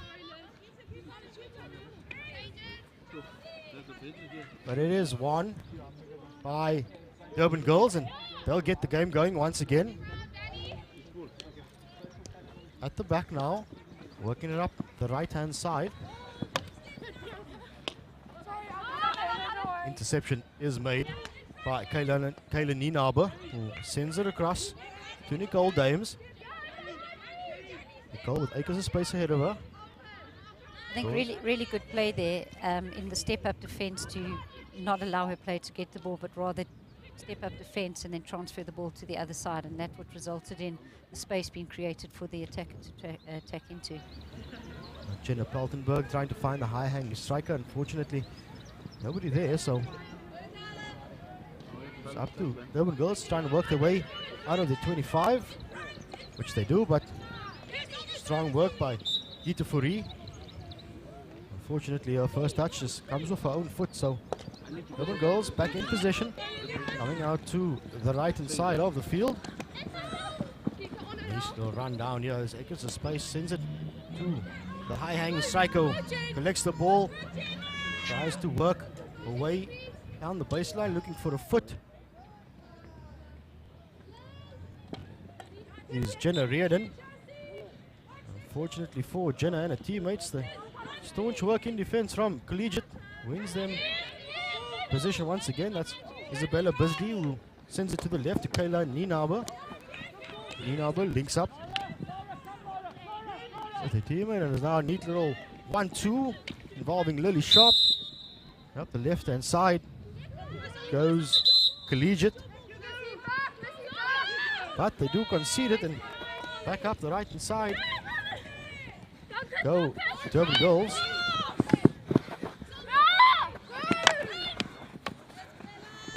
Some tough work being done by both sets of girls.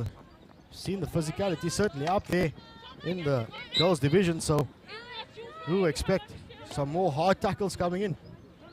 The Durban girls have come with a slight sort of a higher energy, giving them credit yesterday. They did play against Unisi, who were exceptional in the evening. So it's quite an even battle at the moment. Tyler Marks winning position for Collegiate, gets it into Durban girls 25. Two defenders in front of her, tries to wriggle and spin her way out of it, but ball wins the race over the baseline. So Durban girls then with chance to get themselves back upfield. Ball comes out to the right-hand side.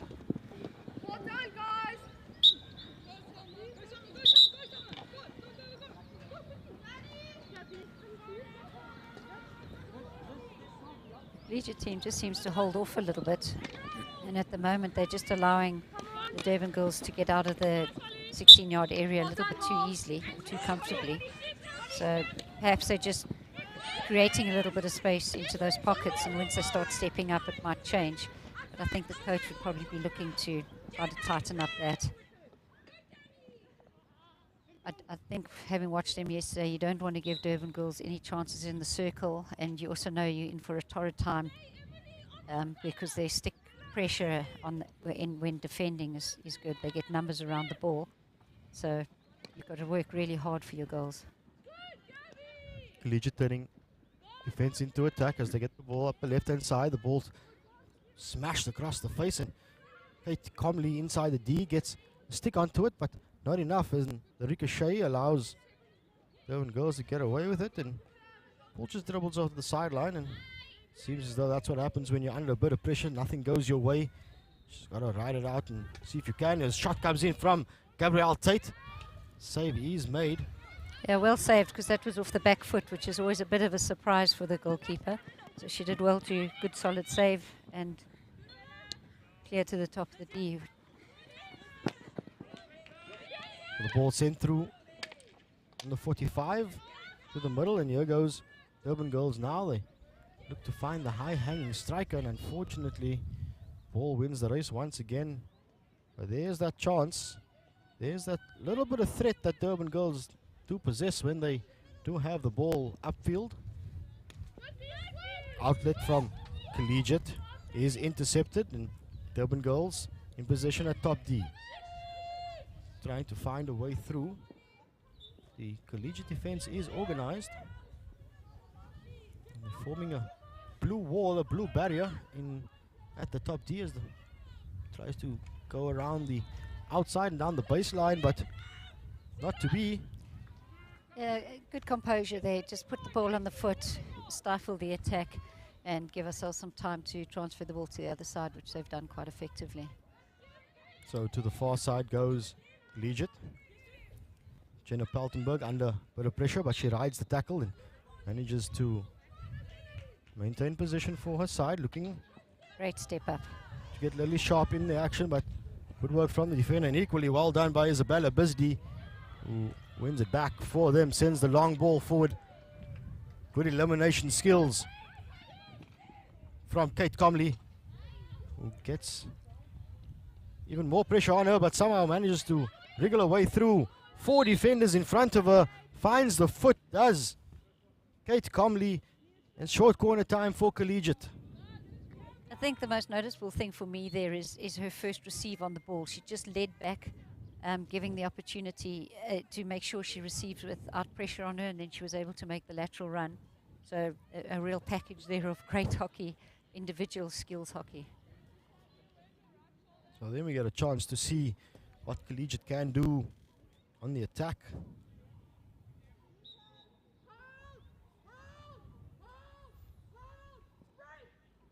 A little bit of a spillage in the push out. No water being used by the young lady, so ball does stick a bit on the sand-based AstroTurf. Yeah, as it gets hotter and warmer, that does become a factor. And I'm sure we'll see a coach running around quickly to add a bottle of water there for them to put onto the field. Good wide attack from the from Durban girls. But a real cool defensive display. No panic. Wait for the right moment and then set up and get the turnover. So Durban girls then in position on the right hand side. But once again they turn position over. Should we use the word cheaply? Sure, coaches use that to describe how they lost position to the players, so might as well just use it ourselves. But it's been a real arm wrestle in the midfield between these sides. It has, particularly the Durban girls strikers come back with a little bit of a reverse press, which doesn't allow the Collegiate midfield to get the ball away cleanly. And but Collegiate certainly aren't ruffled. They're keeping the wits about them.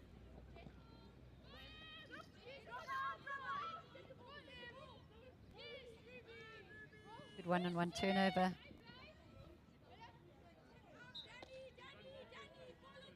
The long ball from Collegiate, trying something different, smashing the ball up and hoping that something comes of it. Does roll over the baseline, so Durban girls will restart the match where 10 minutes into the opening half. It is day 2 of the top 12 schools hockey tournament out at Paarl Gymnasium, proudly brought to you by F&B. And spread the word, if you will. Always catch all this action on the SuperSport Schools app, as well as the SuperSport Schools YouTube page. Plenty of action. Going to be bringing it to you all day long. It started at 8 o'clock this morning. We're going all the way through to the night. And the artificial lights come on. The sun sets behind us.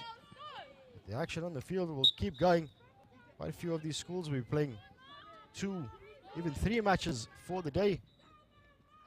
Shows you the intensity of these games, and if it's going to be maintained, then it's going to be last few games of the day is going to become a game of attrition, just to see and test the fitness levels of all the players involved.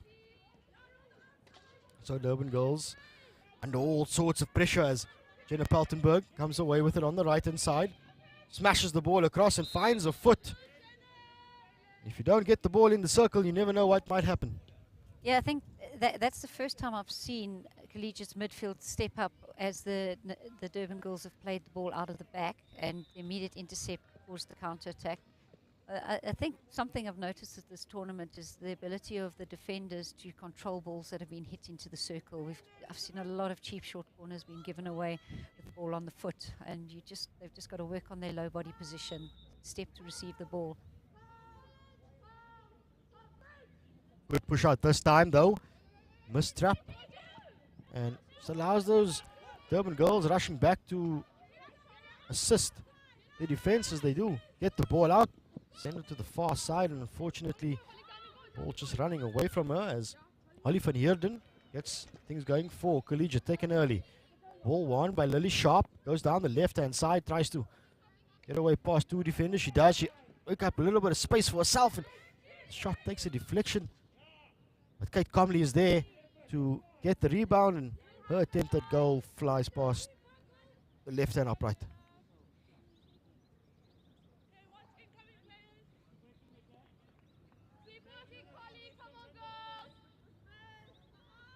The overhead coming in through Grace McQuay.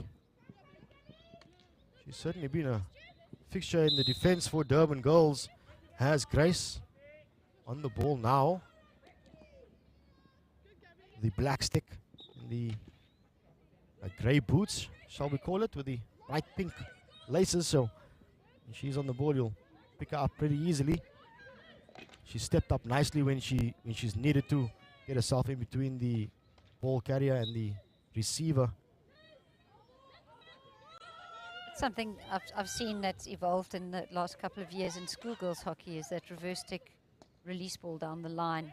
I think some of the girls are using it really effectively, and you can get a striker to run into the space there to collect it. You're going to set yourself up with some really good counter-attack goals or opportunities.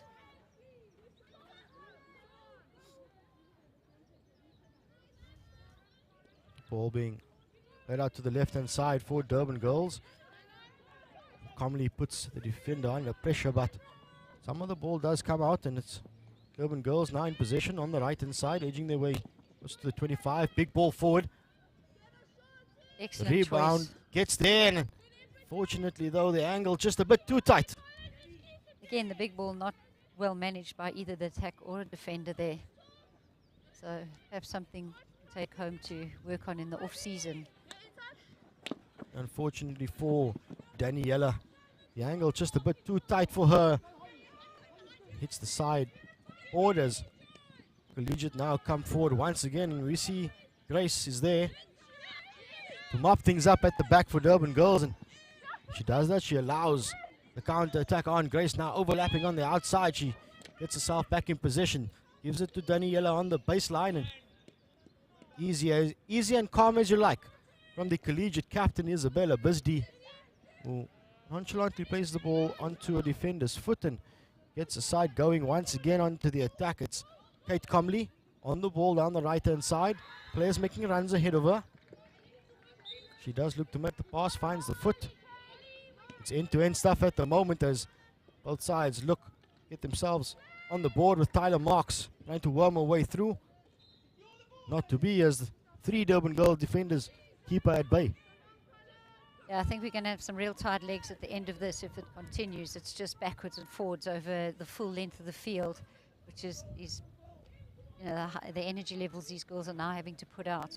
But a good early release of the ball out the back before the Durban Girls had managed to set up the press. And that's why there's so many counterattacks. So Collegiate once again inside the Durban Girls 25, opts to settle things down. It's Elizabeth Porter on the ball. Finds Cromley on the right hand side. Cromley doing it on her own, smashes the ball across. There's space now. Ball is a little bit loose and Nicole Dames finds the foot. Neat little work to get past 3 defenders there for Collegiate, and just like that, excellent work from the striker. Fortunately, we don't have the number 16 on our team sheet, but she's worked her way through 3 or 4 defenders. She's got the ball into the back of the net. Excellent individual effort. Yeah, I think she had to get through 7 sticks, and even last night we said one of the marks of the Durban's defense is the stick pressure they put on the ball, and she did really well. She got through at least 6 sticks in that to end up with the shot on goal. So excellent individual play. So Collegiate now with their tails up a little bit after getting themselves on the scoreboard. The clock ticks away, 3.5 minutes to go in this game. At least in the first half, shall I say. Durban Girls managing to just work their way out of that one, and they've just got to hold on for this final few minutes, possibly head into the break just down by that single goal, which will just allow them a little bit of confidence at the halftime break. But Collegiate keep coming, they keep pressing, and the ball sent out to the left hand side to Kayla Nienaber. Nienaber tries to link up with Nicole Dames, who's on the ball now, sends it into the P spot, trying to free up Tyler Marks. But this Durban Girls defense remains stubborn. Collegiate now trying to change things. Kayla Nienaber sends the ball back to the goal scorer. It's interesting to see that the goal scorer is a centre back. She worked her way all the way up and showed nifty skill.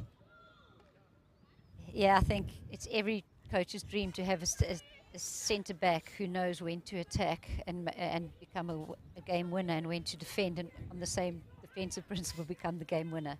And if you've got a player who can get that right, you're always going to be in on the money.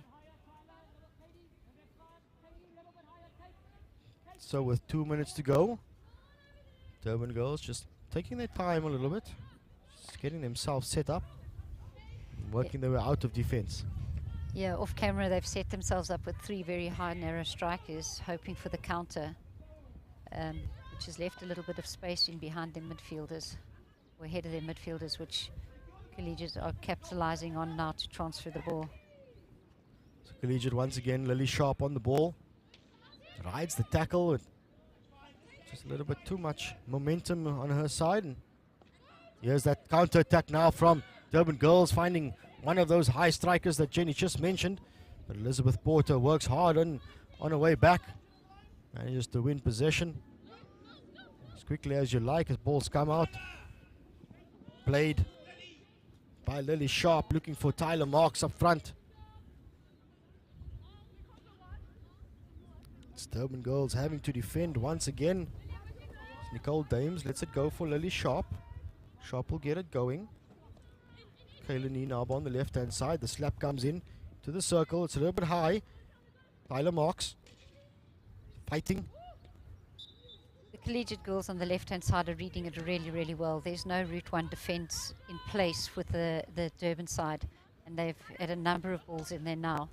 And I'd like to think if Durban girls don't fix it in the second half, it's going to burn them. There's just a few seconds then to go in the first half between Durban Girls and Collegiate. It is the side wearing the navy blue kit They find themselves 1 goal to the good. But they have not had things their own way. Durban girls side are certainly showing that they are out here to play. They are out to make a game of it. As the halftime whistle goes, it is the end of the first half between Collegiate and Durban girls. It is Collegiate head into the break with a slim 1-0 lead.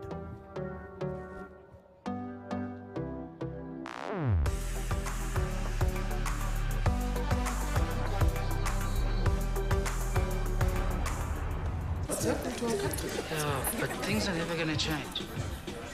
Hi. The one thing you can be sure of is change. Things are always changing. In Africa, this is the home of change. You know, we live by a code here. If the beat changes, the dance step must adapt. Because brothers and sisters, We know if we don't change, things won't change. And it all starts with one little step.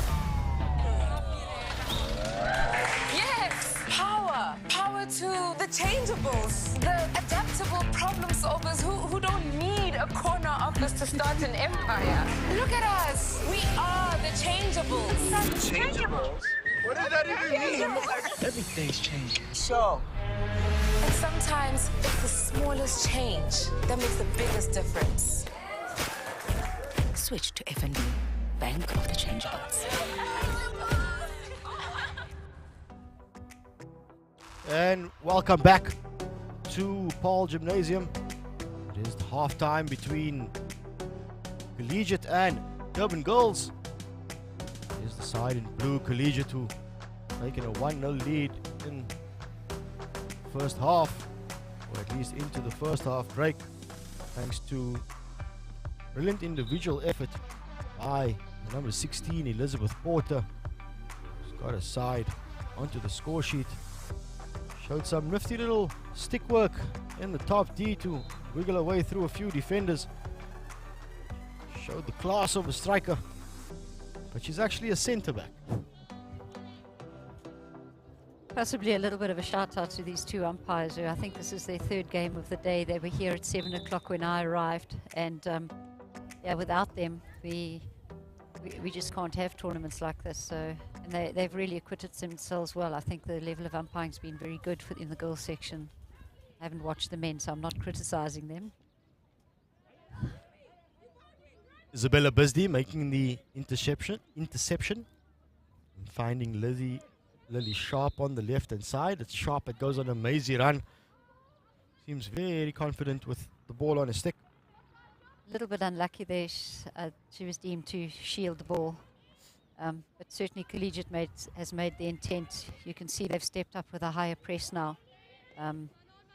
Fast attack on the left-hand side right from the start. So once again, Collegiate placing Durban girls under pressure through Nicole Dames, winning the free hit just outside the Durban girls' circle.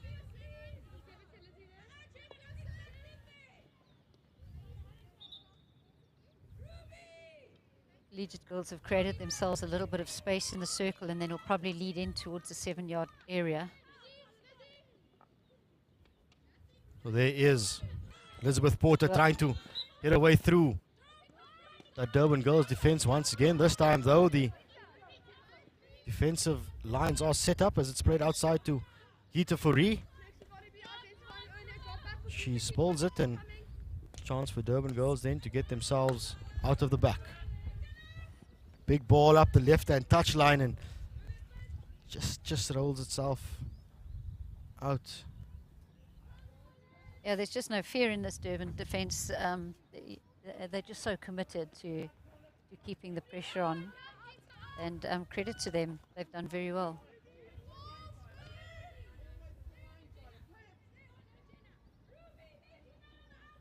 Isabella Bisdy in position on the left-hand side, under a bit of pressure, but gets through two.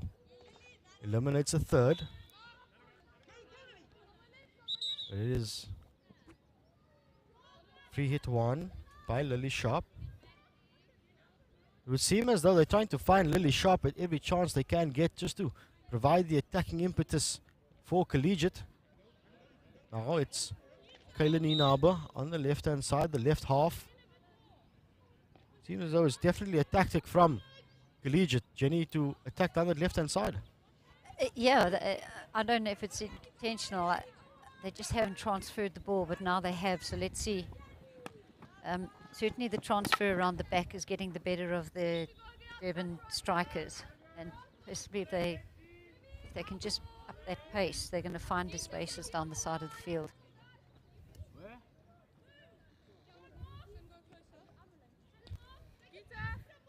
So Gita Fourie gets the ball onto the right spot and goes all the way back to Captain Bisdy, who sends it to the left to Nienaber. Nienaber laying it off to Jenna Peltenberg. Peltenberg finds Lily Sharp, who uses the aerial skills, and Tyler Marks onto it. Lily Sharp once again with a chance, and in it goes. Fortunate, shall one say. Excellent work by Collegiate, and Lily Sharp down the left-hand baseline gets the ball across, and it comes off the Durban girls' stick at the crucial time and just dribbles its way into the back. Yeah, I think the athletic ability of Collegiate is starting to come to the fore now. It's extremely hot out there, midday match, and I think the Durban girls are struggling a little bit now with the heat and the relentless pressure that they've had on them. But there's a definite intent of Collegiate to have a higher press. They're running down the defenders, and they're certainly taking them out of their comfort zone. So Durban girls with it all to do in the final 16 minutes of the game, finding themselves 2 goals down. Certainly fought hard throughout the match thus far to try and keep themselves in it. They only trail by 2 goals, so still positive signs for Durban girls. For Collegiate, though, they probably want to change their conversion percentage. All the circle inches they've had. Here's Elizabeth Porter once again showing what skills she has, and good tackle once again from Grace for Durban girls. The ball comes out now on the left-hand side. Change of angle and change of attack.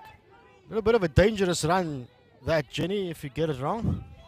Yeah, it's not ideal to run into the middle of the field at that angle. I quite like the lateral run, but that diagonal run that can be really dangerous.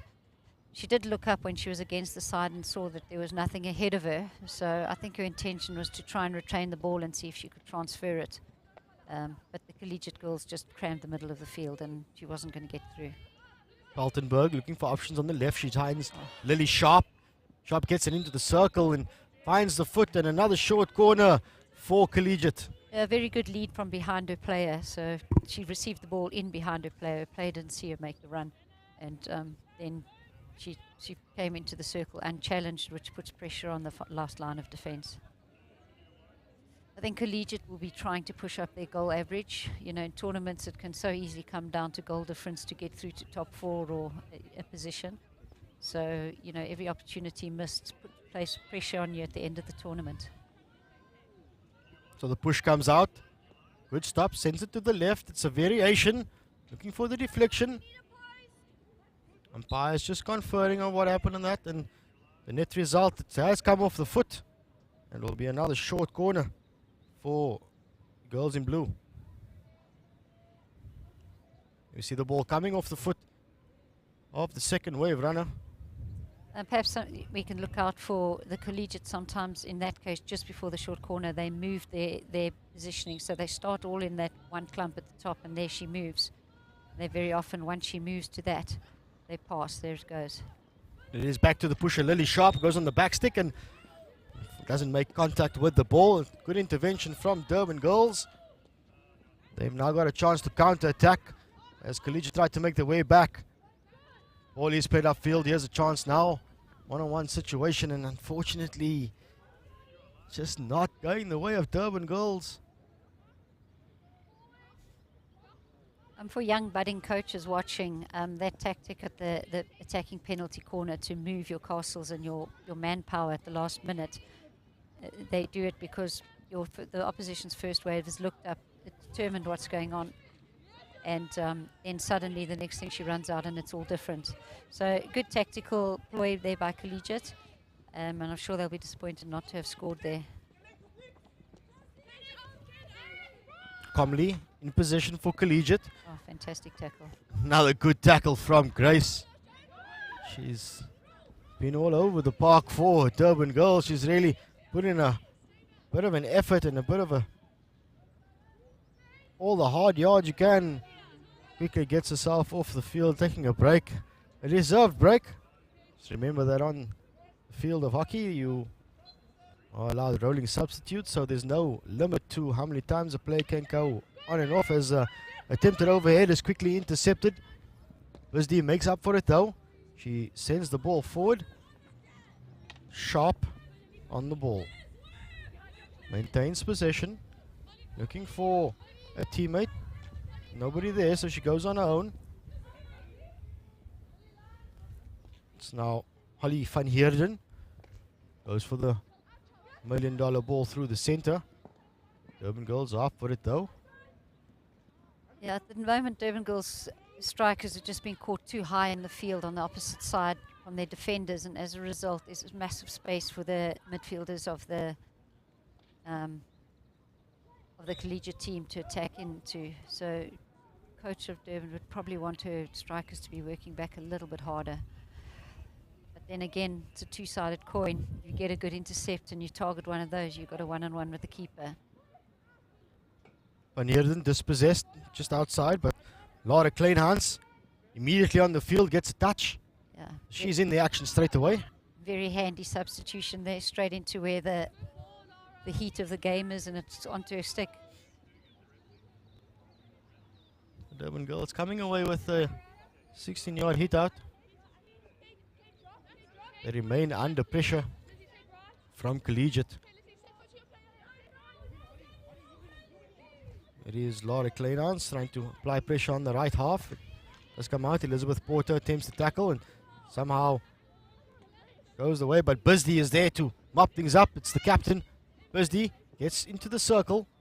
Shot coming in from Comley.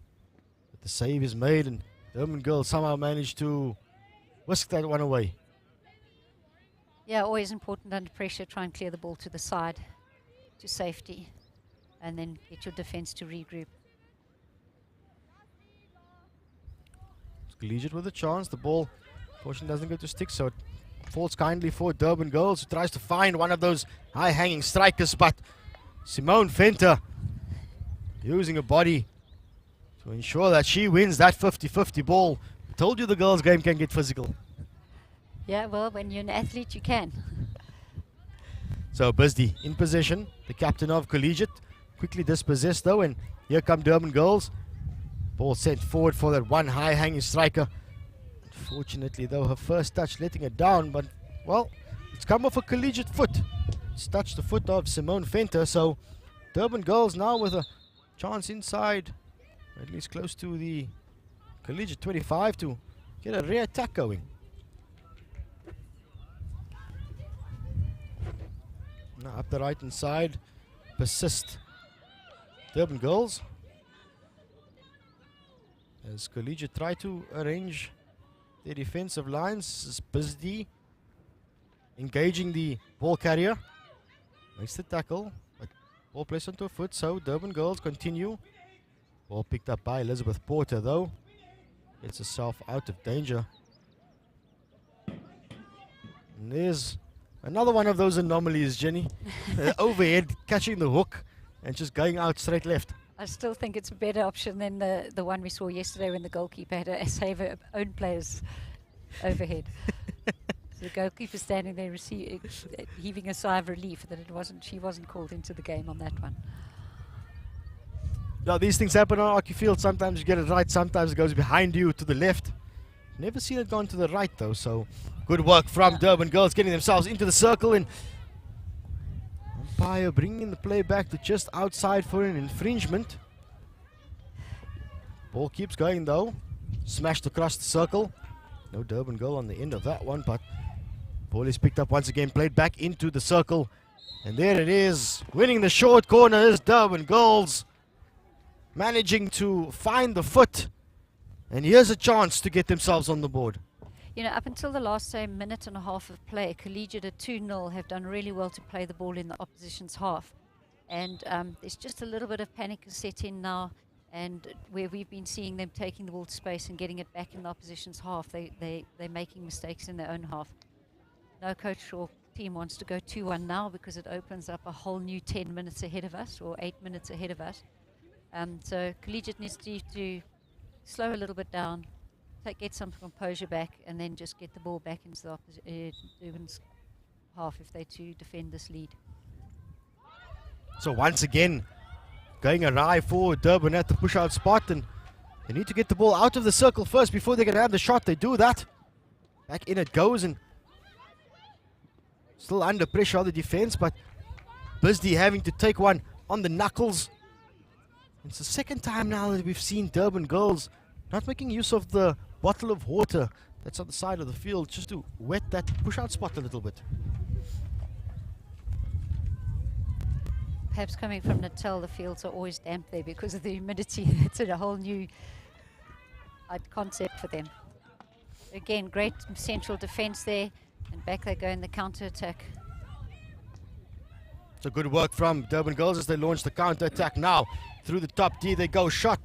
No, it's a fake. She turns, tries to get the foot, but just misses. But Durban girls remain in possession, the ball being thrown into the circle.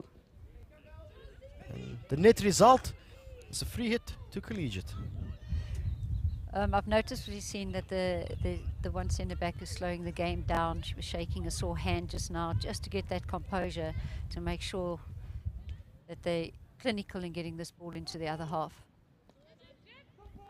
And they've really easily got it out now. So it seems they've taken a deep breath, got their composure back. Just need to tighten up on the counter-attack, and they should be able to defend this lead of 2-0. Laura Kleinhans unfortunately unable to get herself on the end of the pass from Holly van Heerden. But Collegiate remain in possession inside the Durban girls 25. It is van Heerden on the ball. Keeps it going on that left-hand side. Looks for the backstick pass. It somehow makes its way through. It's Kate Comley on the ball. Comley has the snapshot. Comes off the foot of the Durban girls, and just like that, Collegiate turn defense into attack and find themselves now with a chance to get their third. Yeah, great goal scoring skills there. Finding space behind you, one step, hit off the back foot. And, well, if you don't get the goal or a shot on the goal, you're going to get a short corner. So we've seen Collegiate initially set up with a double castle and then shifting it to a single castle and played the left slip for 2 occasions consecutively. We'll see what they can come up with this time.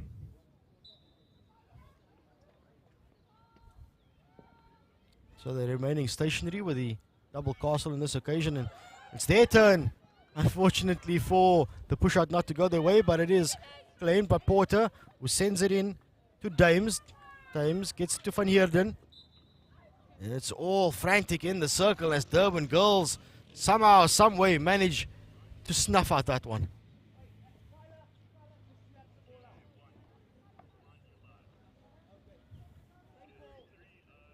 Well, the pressure remains then for Durban girls. I apologize for that. I actually assumed that Durban girls did what they needed to get the ball out, but Collegiate once again with the short corner. Push is better. Stop is there. They go to the right hand side. No, it's a slip to the left. The shot comes in. It's bouncing all over the place.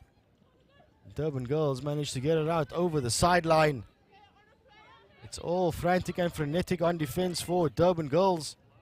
Yeah, they ran a high 2-2 there, so the Collegiate girls did really well to suck them in and then put the ball in behind. I think the coach will be a little disappointed they didn't score on that short corner. Excellent pressure from Comley on the defender. Winning the free hit, playing it to herself and then running to the corner just to ensure that the ball does go the required 5 yards before it can go into the circle. Comley linking up with Dames. Fortunately, the return pass is intercepted, so Comley having to defend now. Durban girls under pressure, high in the corner. Elizabeth Porter gets a stick on it. Out it comes now. It's back with Porter. Seeing she's got silky skills. She's the goal scorer. She got the first goal for Collegiate. Keeping the ball in the corner, just slowing it down, drawing in the defenders. Beats 2, beats 3, gets tripped up. And wins the short corner for Collegiate. Once again, let's just remind you that Elizabeth Porter is a central defender. And if you've got a central defender who can attack the way she does, with the skills that she has, you've got a potent threat on your hands. Yeah, it's like having an extra arrow in the quiver.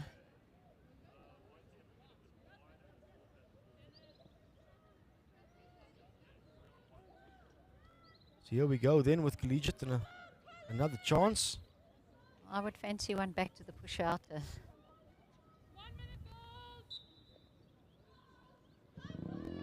So the clock ticks away. Under 2 minutes to go in this game. Push, a little bit wayward. But it is Dames who has the shot. Good save. Tyler Marks tries to follow it up. Ball is loose and unfortunately Laura Kleinhans concedes the free hit and Durban Girls come away with it.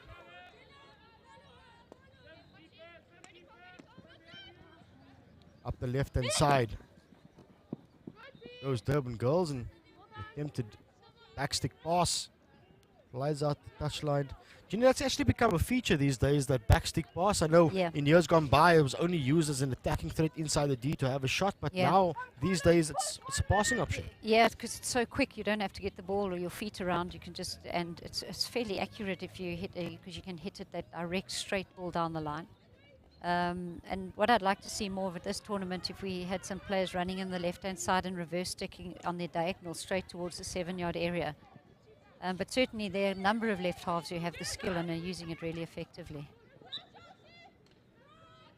So Lily Sharp, who's been a feature for Collegiate in attack, makes it quickly, smashes it into the poles and at least into the circle, and the umpire says illegally so, as the danger was created. So they've got to restart it from inside their own half as Kayla Nienauer tries to get things going once again.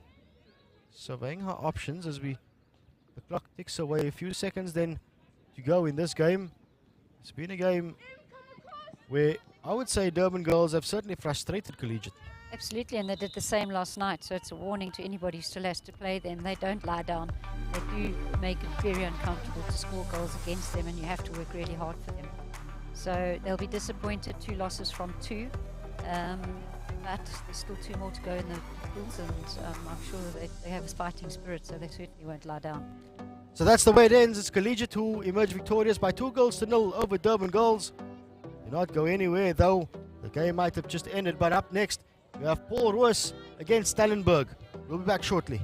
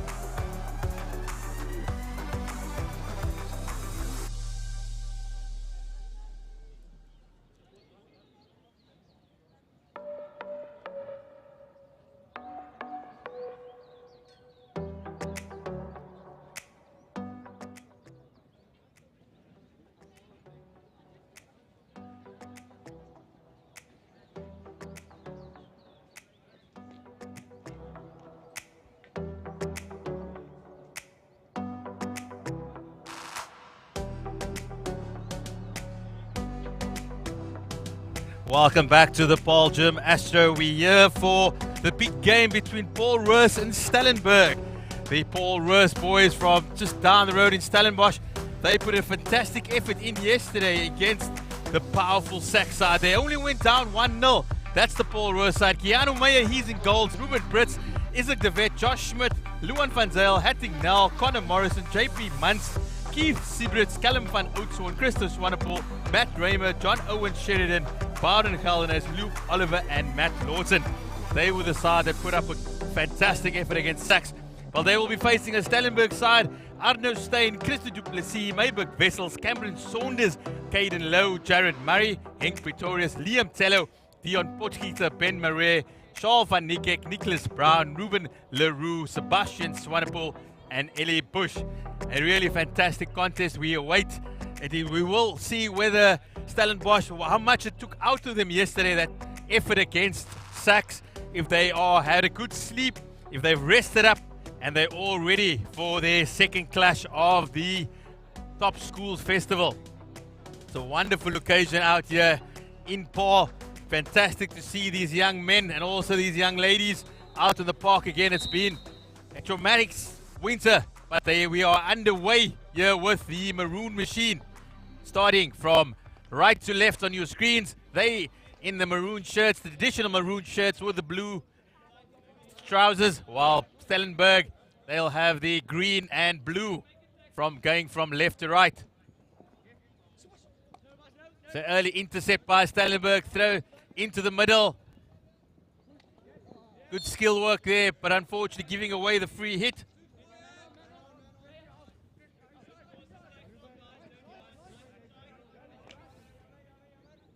Paul Roos, the captain, Isaac van der Vet, he's on the ball.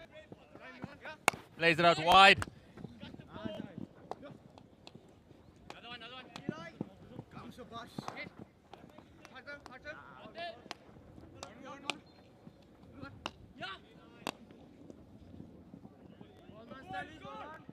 Ball thrown down.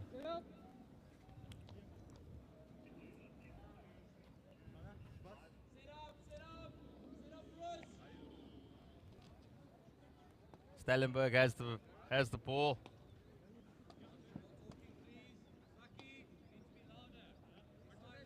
Going towards the middle, coming down.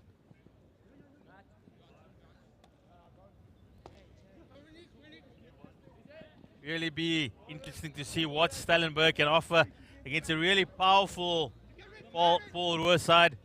Although mixed with quite a few under 14s as well and under 16s. So a really good effort from them last night, as we said before. So Stellenberg with it all to do here early on. Both teams not taking too many chances in these early minutes. Just a little bit cagey, trying to find the spaces out wide on the right hand side.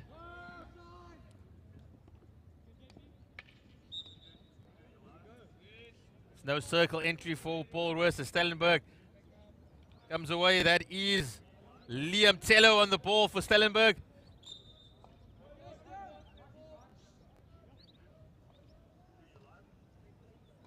Ball's played back to Tello. And he gives it away, and Paarl Roos have an opportunity on attack. Pushing for a circle entry. Ball thrown into the circle. Still have it. What are they going to do? But Stellenberg do avert the danger. They make some crucial interventions.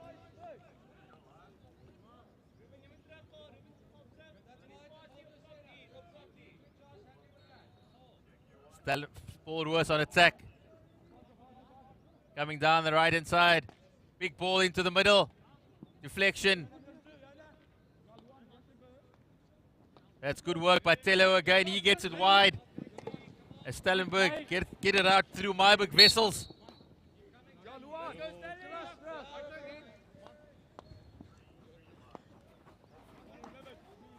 No clear-cut chances yet in this first 3 minutes of the clash.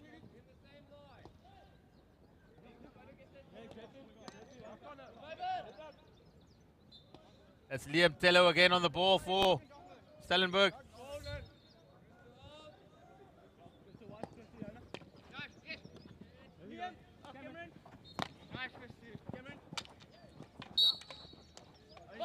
Certainly seems that we're waiting for a bit of an arm wrestle in the first few minutes of this game, with Stellenberg trying to assert themselves on Paarl Roos.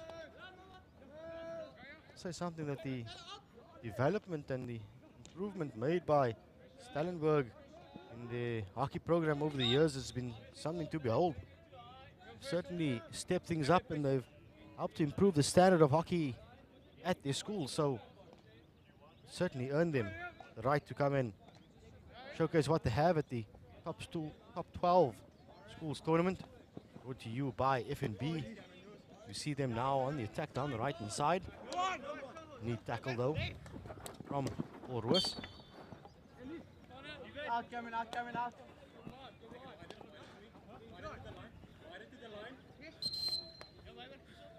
Bit disappointed am I, Zahir. I don't see the young man by the name of Paarl Roos on this team sheet. You don't see the name Paarl Roos on the team sheet. Yep, there's a young man who attends Paarl Roos, who plays hockey for them. He's actually a direct descendant of the man who the school is named after. Should he not be playing rugby, considering the original Paarl Roos was the first Springbok captain against the All Blacks, considering it's the 100th test tomorrow between the great rivals? Sometimes things change over the years, Zahir. Not everybody is made out to be a rugby player. Not everybody is built that way. So he's taken the other option of flying straight on the hockey field. So it would be nice to say that Paarl Roos has scored for Paarl Roos. Tariq on top form today, top form. So Paarl Roos now placing Stellenberg under pressure.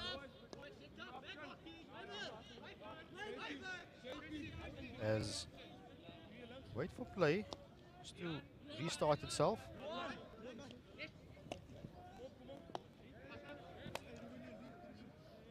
Paarl Roos playing the ball backwards and changing the angle.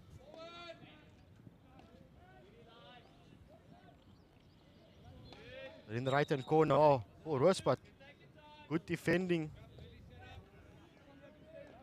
by Stellenberg. Snuffs out that attack.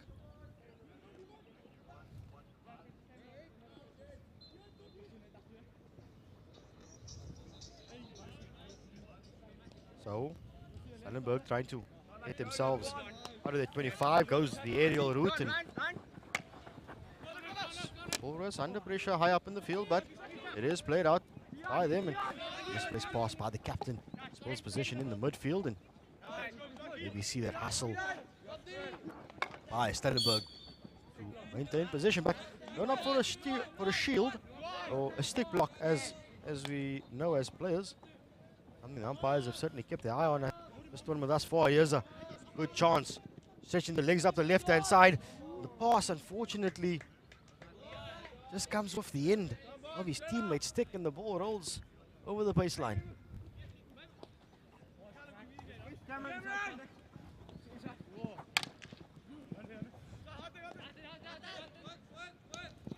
So Paarl Roos enjoying respell of possession. In the attack, they go down the right hand side. They penetrate the circle on the left and now trying to do it on the other side, but Stellenberg's defense certainly up to task. No clear-cut chances here at the moment in this opening 7 minutes. Neither team able to create any opportunities as yet.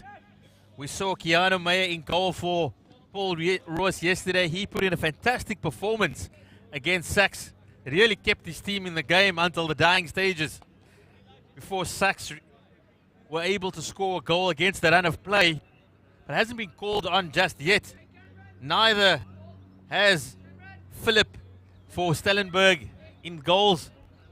Neither side being able to create those chances, the ones that the coaches love to see as we head into the end of the first 10 minutes of this clash. Well, Paarl Roos back on the attack. Attack snuffed out.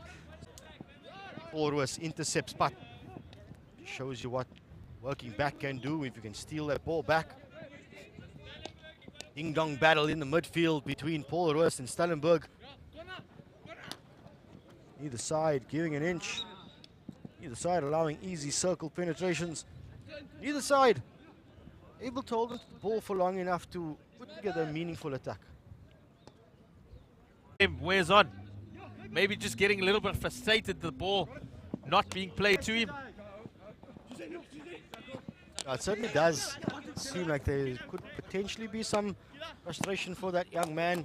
And if you are the playmaker of your side and the side relies on you to get something going, if you're not seeing the ball, you can't do what is on. That's pretty much been the tail of the tape for this opening 11 minutes, is that yes, one of these sides have gotten themselves going, they've gotten themselves the attacking impetus and the momentum. They just spill the ball unnecessarily, and it just kills all the hard work done by your defenders and done by the midfield to get something going. So Hopper for Stellenberg, who goes down, makes the save, and nothing else Arno Steyn could do in goals for Stellenberg, as he does make the save. Unfortunately, just gets trapped under his arm, and unfortunately his defense just cannot get the ball out and relieve the pressure. So here comes Paul Roos with a massive chance. It's going to be pushed out, but John Owen Sheridan getting there quickly to the top D to snuff out that one, and just as we sing his praises, the ball dribbles onto his foot, and he's got to return to the box to run out once again. Commentator's curse there by my colleague Tariq Ibrahim. He was singing Eli Bush's praises, and then unfortunately the young man couldn't get his feet out of the way. And it's another push out by John Owen Sheridan. What is Matt Raymer going to come up with this on this occasion? Unfortunately, as has a second attempt. And it's quickly snuffed out. Now, Paul Roos.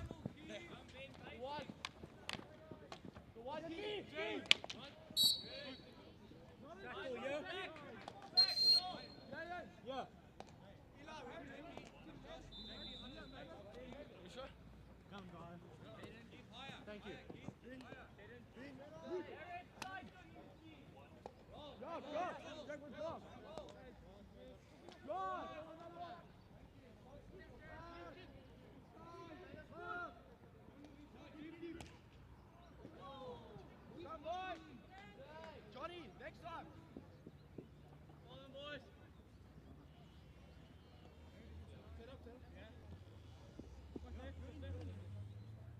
15 minutes of the first half. Stellenberg trying to build something from the back. Send it out to the right hand side. And loose ball. Falls kindly for them though. Up the right hand side. Try to send it as far forward as they can. Charles van Niekerk, the man on your screen. You have been told that it's easy to spot him. He's the shortest in the team. I was told that the boys are not supposed to see the sheet, Mr. Ibrahim. But that is the lay of the land as Paul Roos starts another attack. Pushing forward. Les didn't see the sheet. Stellenberg find a way to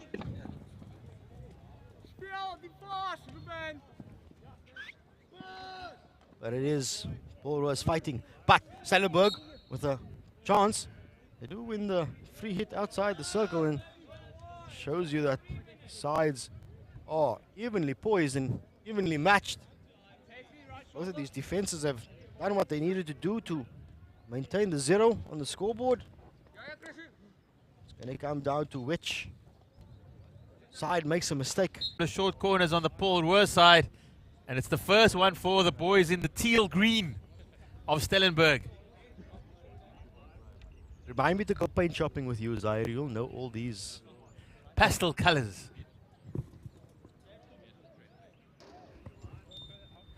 As the push out comes from Stellenberg. Stopped. But Paul Roos, they avert the danger quite easily. And they're now looking to create the overlap. They've got numbers. Just to keep the attacking play going. Just allows Stellenberg to try and get something going. It's hard for tussle in the midfield between both of these sides. It's been 19 minutes of that. Working hard to win the ball in the midfield. Much the play between the 25s. And on the rare occasion we see one of these. A nice little run by Paul Roos, linking up nicely, get the ball back into the circle. We see once again the Stellenberg defense equal to the task. Tariq, I think yesterday we saw a Stellenbosch side, at least the Paarl Gimnasium side, that were very good in their organizational structure, their defense. They were able to keep sacks at bay, rampant sacks at bay in that manner. Today they're possibly playing a side who doesn't possess the same attack, and they are the ones that are needed.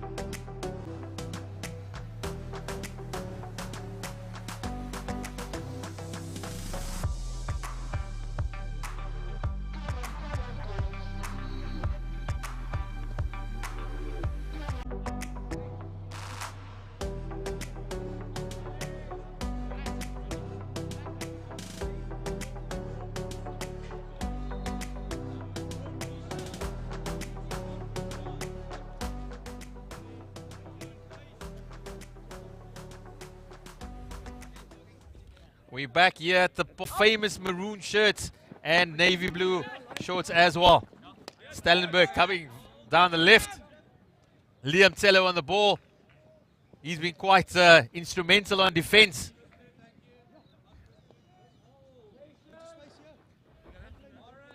Stellenberg quite patient from the back. Looking to just build slowly. A number of games today.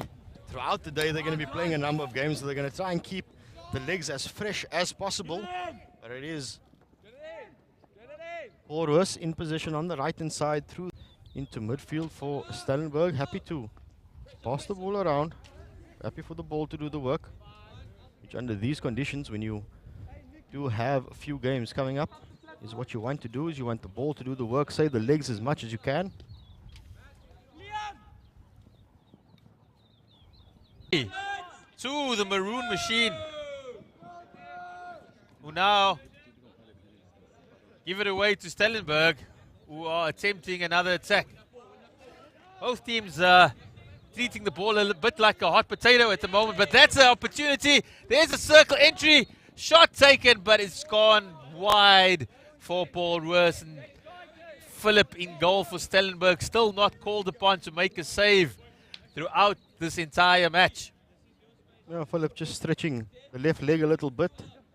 Probably must be feeling a little bit cold in goals, as with his counterpart, Jan Meyer, in the Paarl Gimnasium goal.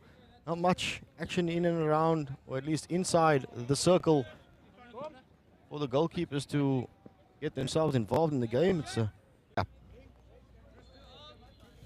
Probably would like to see Paarl Gimnasium just to exert the press a little bit higher. Just try and force someone like Liam Tello to make that big pass as it does. And as we see it picked up by a Paarl Gimnasium shirt. And then good. Those who are watching take some notes, and they do come up against them later on in the day and later on the weekend. They do appreciate it. And so do we up here in the commentary box. But we also appreciate goals. Thus far, waited out. We did expect a little bit more from this Paarl Gimnasium side after their solid performance against Sachs. Although going down, they were really good in their structures, but nothing yet on it. That's possibly what the boys in the teal green were going to look, but that's a mistake now. And Paarl Gimnasium going on towards the one-on-one with the goalkeeper. Great save by Philip in the Stellenberg goal. That's what you want to see. A real big opening. The game. There's always the chance that you can take the striker out and not get any connection on the ball. So well done to Philip there for nullifying that very quickly. Those are the moments in these tight games you want to see, but it's Fantastic defense work, but not legally, unfortunately, for Stellenberg. Are they going to call upon their second flicker on this occasion? Bush comes out, goes to the near castle. Here's the drag flick, and it's on target. And Philip once again beating that left glove of his, showing that that is what I used to make the save. Just showing everybody that big left glove. With by Josh Smith. Now Paul Roos back on the attack. Good tackle from Stellenberg, and Josh Smith once again really in the thick of things. Is the diminutive right back, right half for Paul Roos. Stello once again, he's been a live wire in defense and attack for Stellenberg.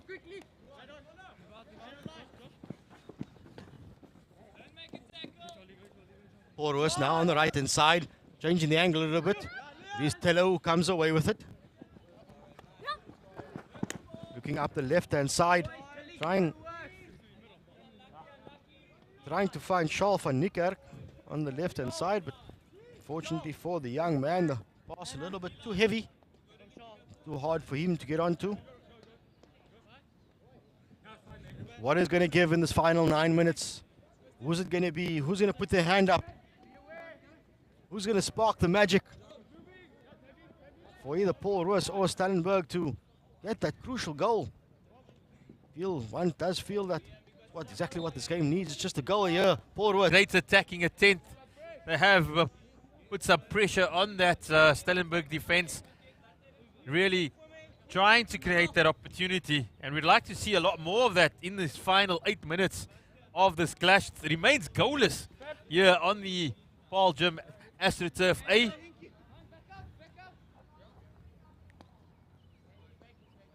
Stellenberg are quite happy just to keep the ball at the back and try to get things going. Bush coming from midfield, coming to the back and handing it off to Wessels. Tello also looking for work. Tello and Eli Bush, you might feel that two of them need to be higher up in the field considering what they are capable of doing on attack. Easily stuffed out by Isaac de Vet, Paul Roos captain, and just to get into the opponent's half. But it is Paul Roos who find it easily defendable. Comes out and some good interplay here in the midfield. Paul Roos half. Is that card going to be? There's that chance that Stellenberg needed with the extra man for the next 2 minutes. Excellent work from Josh Smith on the right hand side for Paul Roos, but as we sing his praises, his pass doesn't go to a teammate. And what we're going to find on this AstroTurf, it is sand-based, and with the sun beating down on it, the little bit of moisture that was there this morning has been drawn out.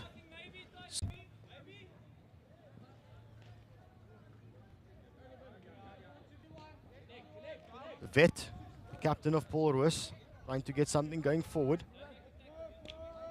Ball spread around, comes back to the vet in midfield. He's looking to go forward.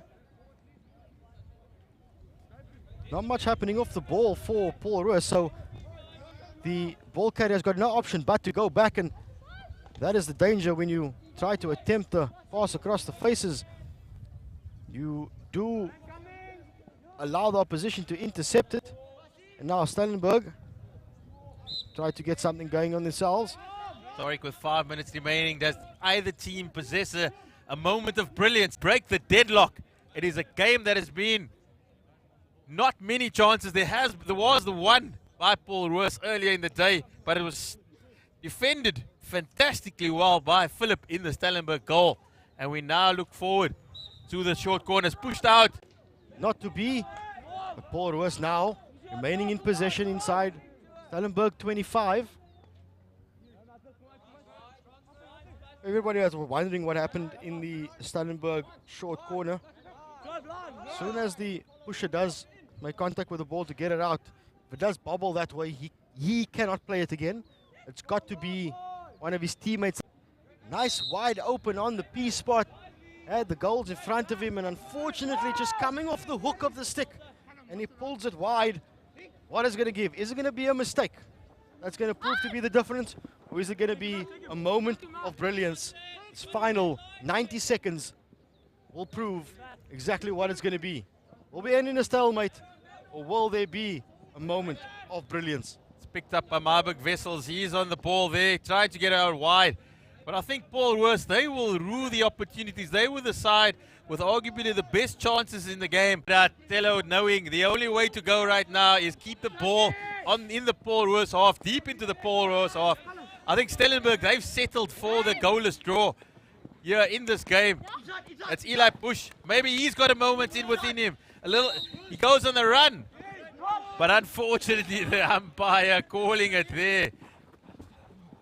So final chance possibly of the game. Paarl Worth. Acres of space on the left-hand side. Shot comes in! And once again, the big glove of Philip.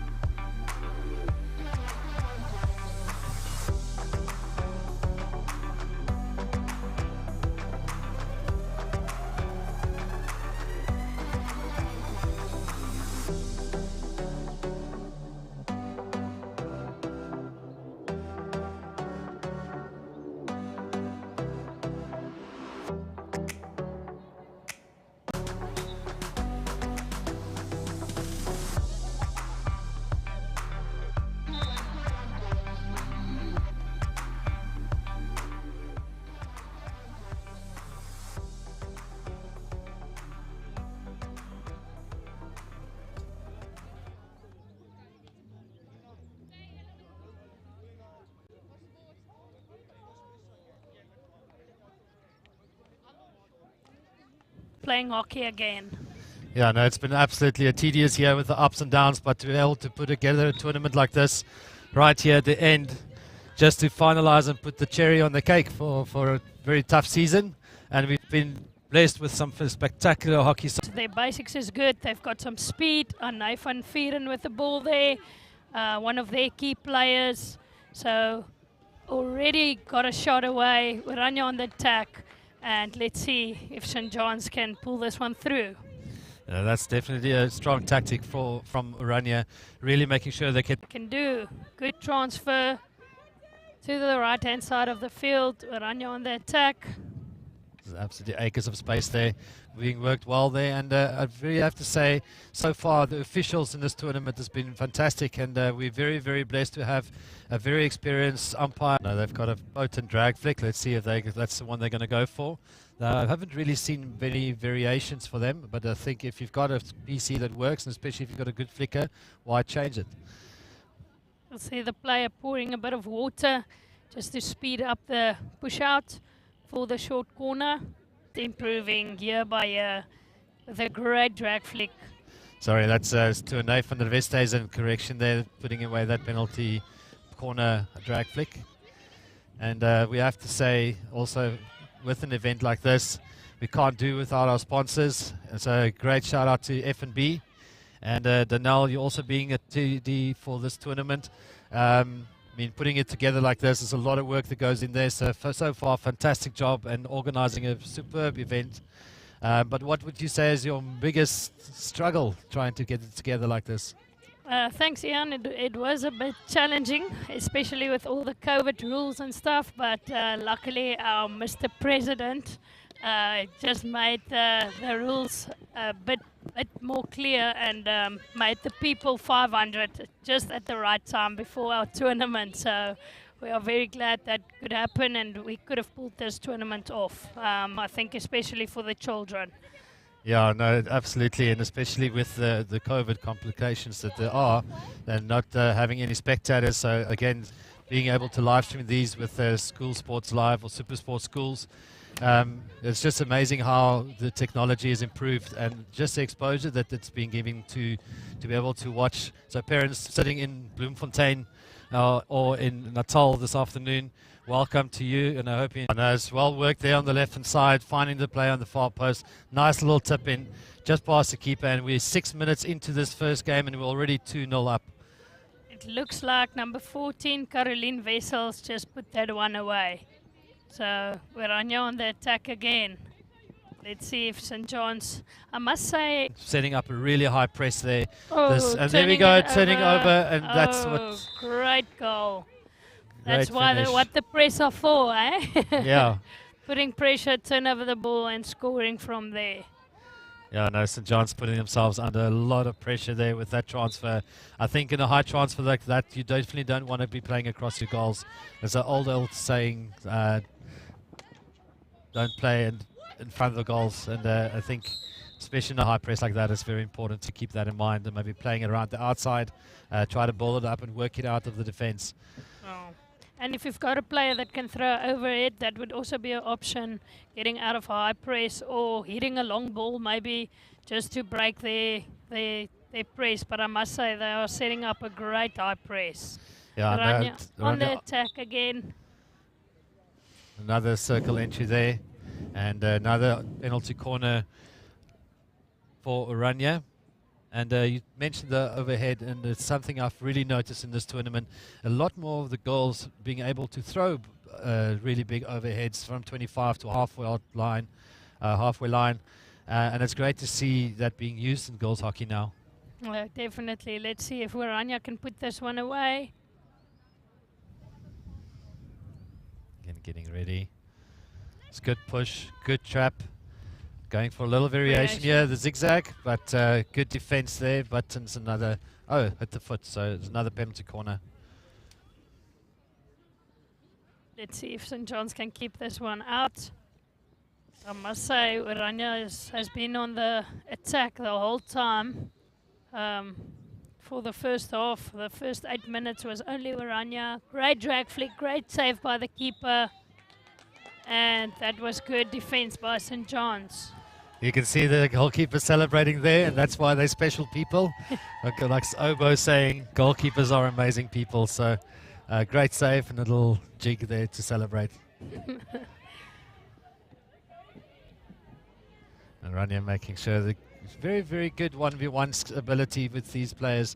So eliminating two of St. John's defenders there, trying to get the attack. But St. John's here with an opportunity, getting the ball in the midfield, trying to connect with other players. It's good hold up there, and I think that's what St. John's were trying to do there, trying to get numbers above the ball. But Oranje straight back into another circle entry, coming around the left-hand side. And St. John's getting the ball out. St. John's on the attack. St. John's finding their players. Let's see what they can do. I think that what St. John's are doing, they close receive in the midfield quite a lot, so they're not really being able to scan and see the options. And I think if they can just get a couple of 2v1 connections on the build-up phase, they will be able to get more results higher up in the pitch. Oh, definitely. They just need that support. Oh, unfortunately, another turnover. Great pickup by the Oranje player, and good save by the goalkeeper. And it's a long corner for Oranje.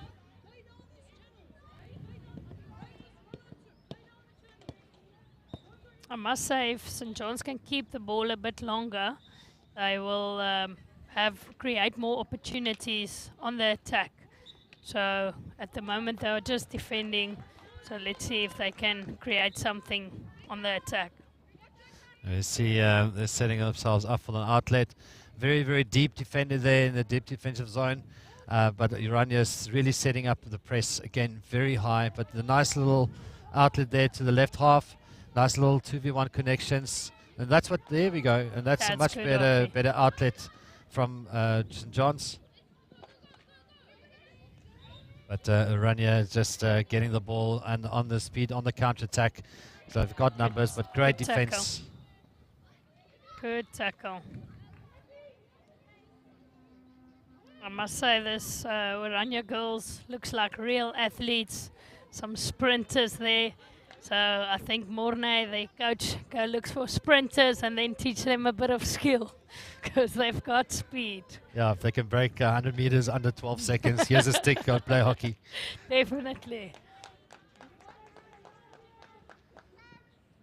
Just under 12 minutes into this first half here at the Paarl Gymnasium Top Schools Under 17 tournament for both boys and girls. And we've got Orania, for those of you that might just be joining us, Orania on the attack there in the yellow shirts, leading 3-0 to St. John's, over St. John's, just in the first half. On the B field there, we've got a Paarl Gym Invitational side playing against Bloemhof, and I see the score is still 0-0. So, yeah, the Paarl Gym Invitational side came in after Herschel had to withdraw because of 2 COVID positive cases, which is very unfortunate. Herschel is also a very good hockey school. So, yeah, unfortunately we had to make a plan and put a Paarl Gym Invitational side in. Yeah, no, they're very, very keen for any opportunity, but we see there's a yellow card being given. I'm not sure the captain was called over. I'm not sure what the infringement was for, but Andrea called the captain over and given a yellow card. And now that's obviously mid-play, and something we don't often see, and that's a bully. Might be some chirping or something to the umpire that the captain gets the card. Can be for chirping from the players or chirping from the side. Maybe the coach, I'm not sure what happened there. But Anay van Vieren, unfortunately, I have to sit 2 minutes on the bench with a green card. And running on the attack, and that, again, doesn't matter if you one player down, even with 9 field players on there, and obviously the goalkeeper. But the goalkeeper has actually been pulled. Pulled off, yeah. So they just play with 10 field players now. Orania's goalkeeper is off, so Mornay likes to take their goalkeeper off to put an extra field player on. So yeah. Yeah, that's something we see in international hockey quite a lot, but often more like if you maybe 2-1 down and you've got 2 minutes to go, just to get that extra player up and try to maybe equalize the game. So it's a very interesting tactic that the goalkeeper has been pulled off so early in this game. But Orania is leading 4-0 in the first half. Just under 14 minutes to go. And again, putting a lot of pressure. Here we see another circle entry. That's the last goal we saw, and off the keeper, and then and that's where they're really dangerous. I mean, most of the goals that they've been scoring is from the 9-yard, 6-yard area. Definitely, yeah.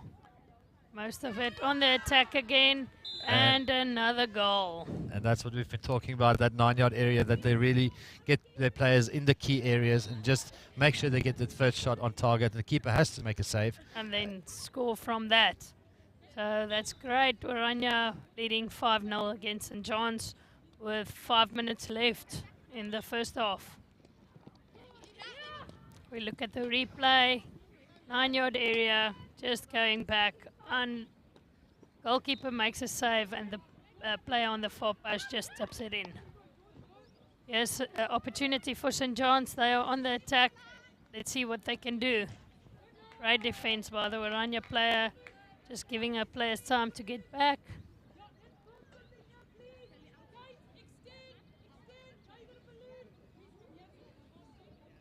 Yeah, and I just want to thank our sponsors.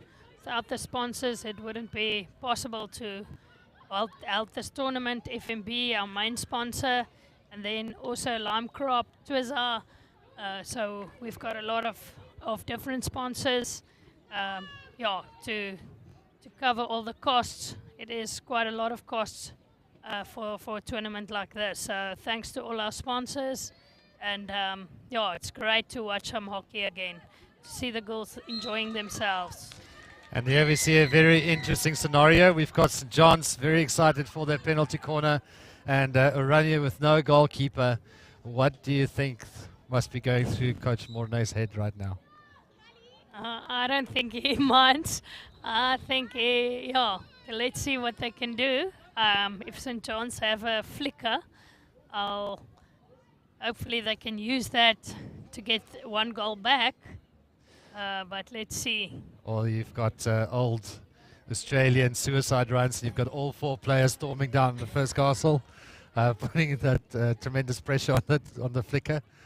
But let's see, St. John's here with an opportunity to at least get 1 goal in before half-time. But unfortunately, and that's what we talked about earlier, the ball getting sticky, the ball getting hot, and St. John's not having water there to help wet the turf a little bit, and that's what happens. The ball sticks.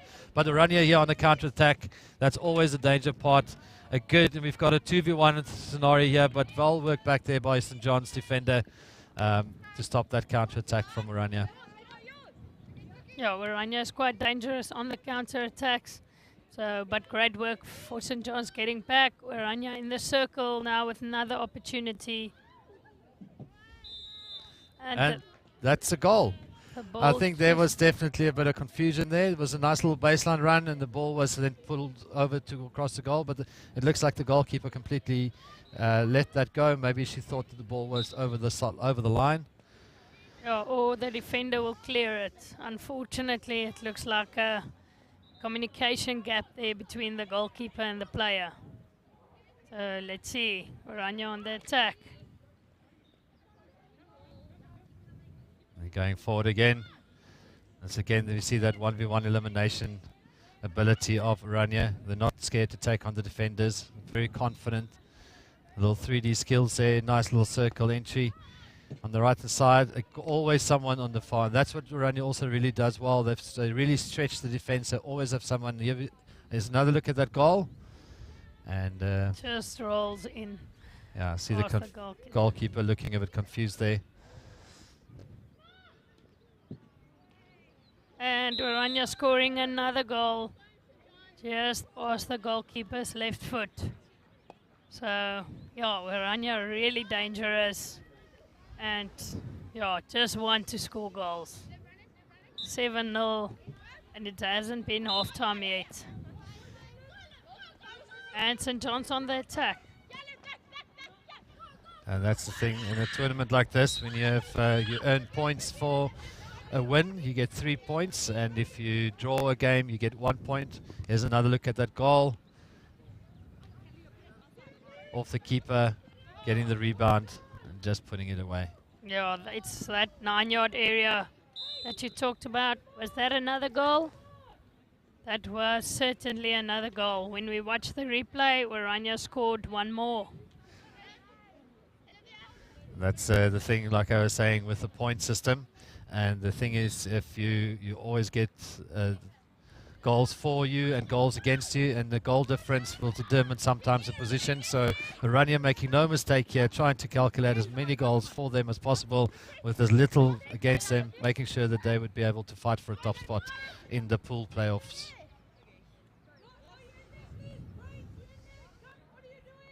So Ian, there's 12 schools in the tournament, 12 girls schools. So it's 6 in a pool. They will play 5 pool matches, and then there will be 2 playoff matches. So going into halftime, 8-0 for Oranje. That's great hockey from them. I think St. John's needs a halftime talk to pick up their game. So if you were St. John's coach, what would you be telling your team right now?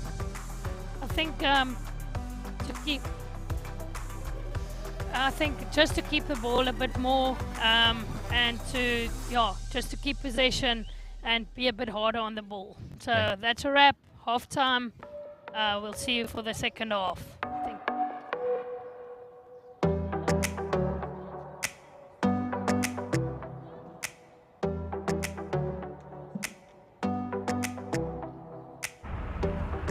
What's happened to our country? Yeah, but things are never going to change.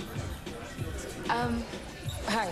The one thing you can be sure of is change. Things are always changing. In Africa, this is the home of change. You know, we live by a code here. If the beat changes, the dance step must adapt. Because brothers and sisters, We know if we don't change, things won't change. And it all starts with one little step. yes, power. Power to the changeables, the adaptable problem solvers who don't need a corner office to start an empire. Look at us. We are the changeables. Changeables? What does that even mean? Everything's changing. So, And sometimes it's the smallest change that makes the biggest difference. Switch to FNB, Bank of the Changeables.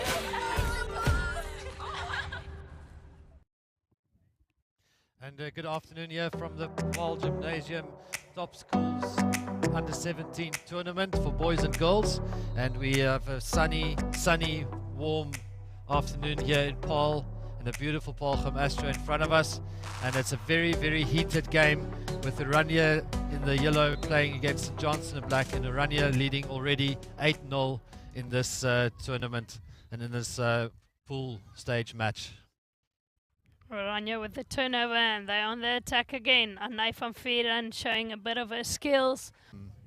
In an outlet versus a high press. And just those little short connections, playing the 2v1s.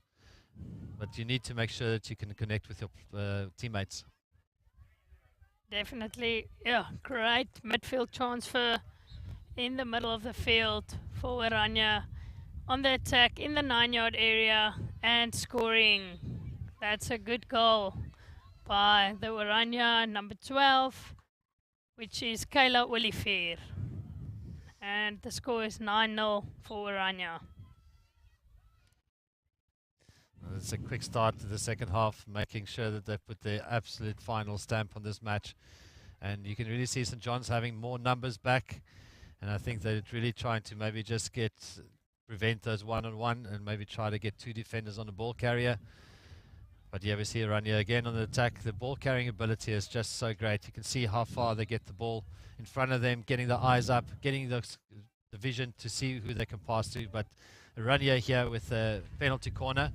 And we've seen them score one of their first goals from a penalty corner as a drag flick. Do you think that you would go for another variation here, or do you stick to what works, Danielle?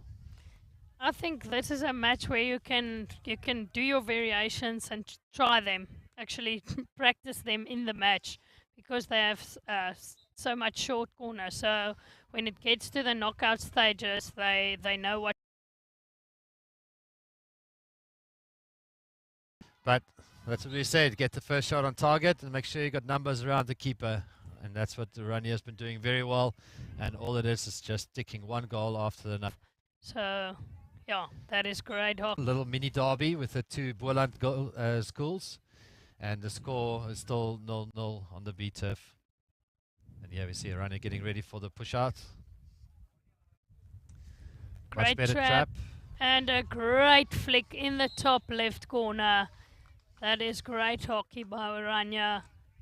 They just, scoring some goals and enjoying themselves. I don't know if we've mentioned, there's another look at that flick. Making no mistake, putting it high right over the goalkeeper, a little frustrated there. I don't know if we've mentioned that there's a top goal scorers award, but maybe I think someone in Oranje has maybe heard and definitely tried to clinch that prize for themselves. No, definitely. They've got a little competition going on in the team who can score the most goals, so to be top goal scorer of the tournament. Oranje on the attack again. Let's see what they can do. I must say St. John's gives Oranje a lot of space to do what they want to. If they can, and a shot at goal and another goal by Oranje. If St. John's can just make their space a little bit less, like not giving Oranje too much space to do what they want. Yeah, you just need to get their head down and just make sure that, if they do lift the stick for a hit like that, you'll be able to jab the ball away, or just being able to restrict the options and not give Oranje any view of who they can pass to. I must say, the Oranje players, like there's one in the circle now standing on her own, no marking whatsoever, and another great team goal by Oranje. Number 12 again, I think number 12 is going, Kayla Olivier. That is her third or fourth goal. And she's just scoring some goals. So, come on, St. John's, let's see if we can see one goal from you. That's better connections for the outlet. And St. John's coming up. And they are on the attack. With Oranje with no goalkeeper, maybe St. John's can get that one goal they are looking for. Unfortunately, running out of the baseline, Oranje's got a 16. And they are on the attack again. Too much space for the Oranje girls to attack. You can see the girls ball watching a little bit.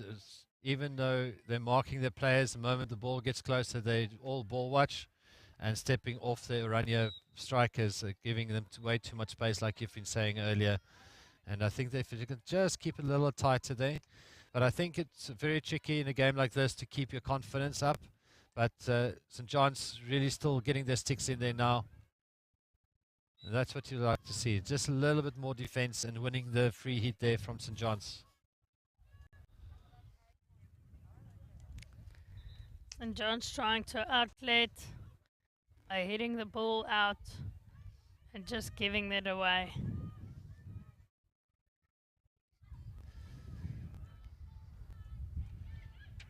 Yeah, and I just want to thank SuperSport Schools for streaming these matches. They are doing a great job. It's great quality, and I know all the parents at home and the supporters appreciate it. The quality of streaming that they can watch from home. Great tackle outside the circle. I think she got hit with a stick, but she's tough. She's up and running again, the girl from St. John's. Yeah, she's got hit in her face, but she's still carrying on. See Oranje driving in, but well defended there by St. John's. Now running it out the back there, and we see a little bit of attacking play here from St. John's coming down the left-hand side. And a good defense there by number 3 from Oranje, but it's still the St. John's ball, and they're working into the attacking 23. They haven't spent much time there so far in the tournament or in this match, but fortunate turning the ball over again. And Oranje on the counter-attack, and yeah, creating the 2v1 options, transferring the ball to the left-hand side. That's great skills by the Oranje player, just hitting it over the goal box, but some great individual skills. I think, Ian, while it was lockdown level 5, they couldn't go anywhere. The only thing they did was stick work at home. Yeah. Looks like it. No, their stick work is really good. Oranje's individual players, their stick work is really, really good. See another opportunity.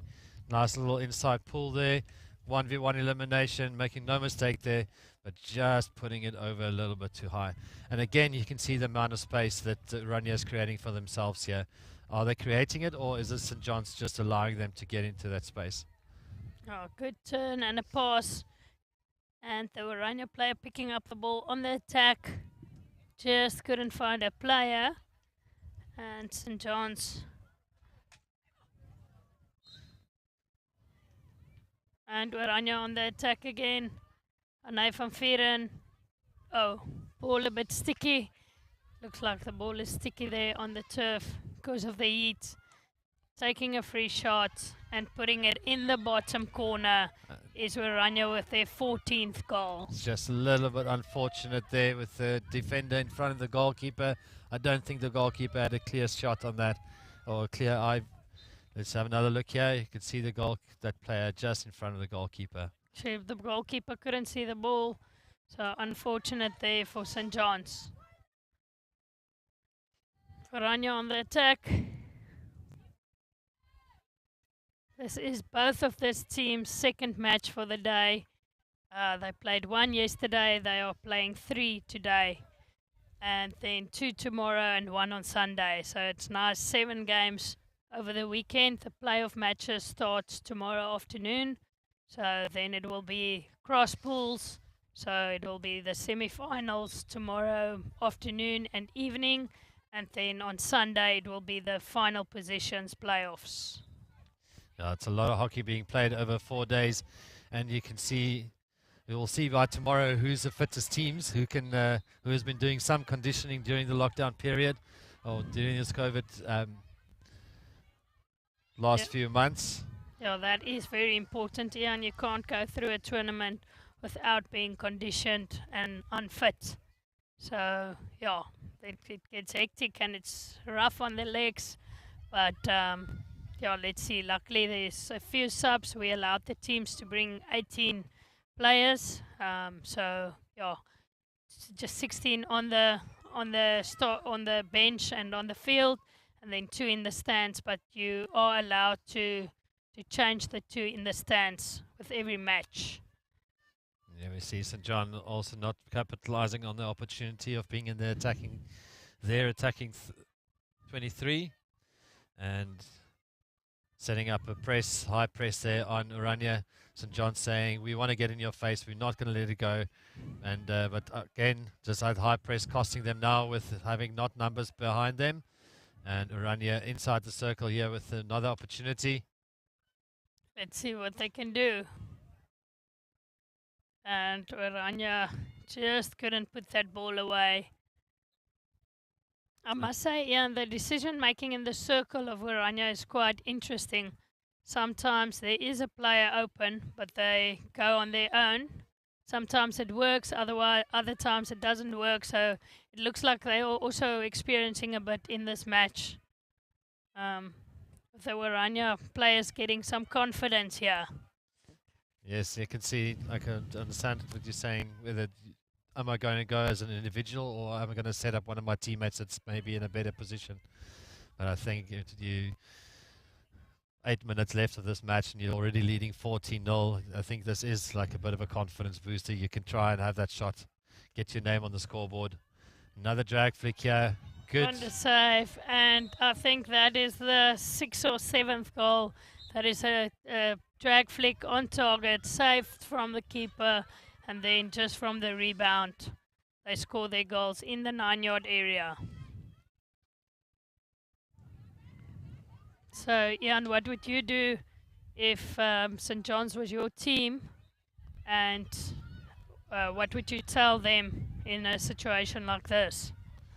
Especially on defense, giving Oranje all these opportunities. Well, one thing I would definitely see is the run out of the penalty corners.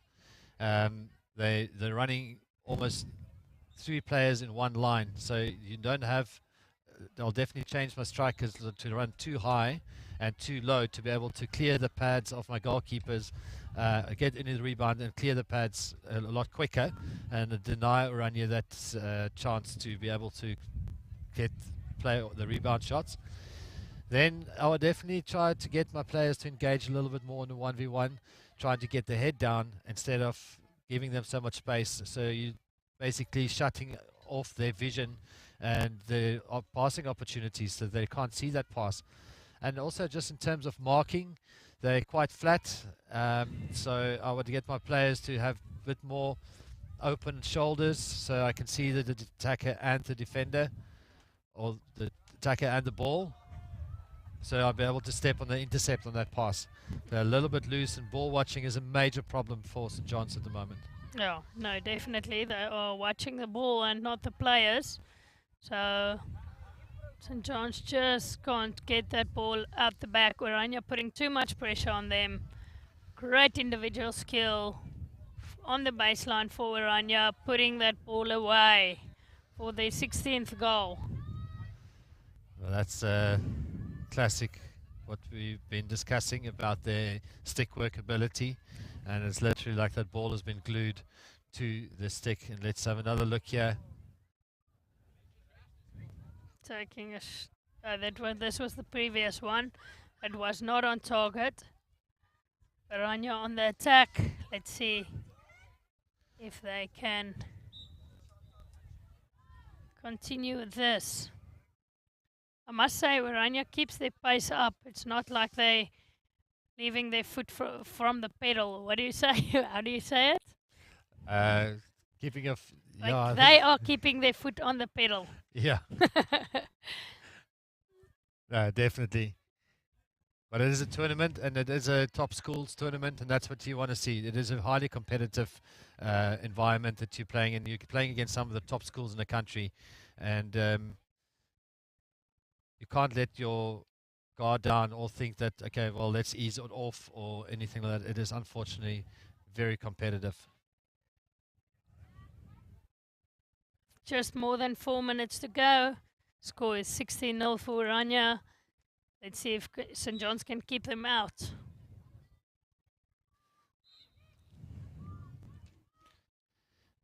I think St. John's now just trying to play the ball out the back.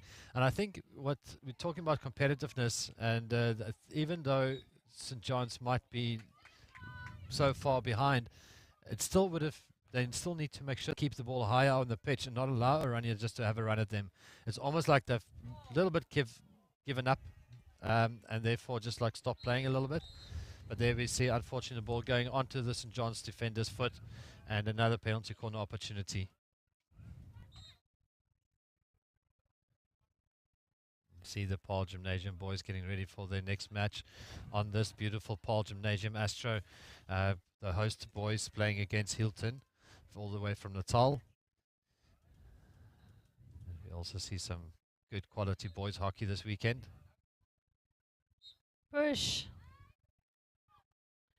The girls just getting confused with the whistle on that side. So they stopped play, but it was the whistle on the other turf. So let's see, St. John's ball. What can they do with 3 minutes left?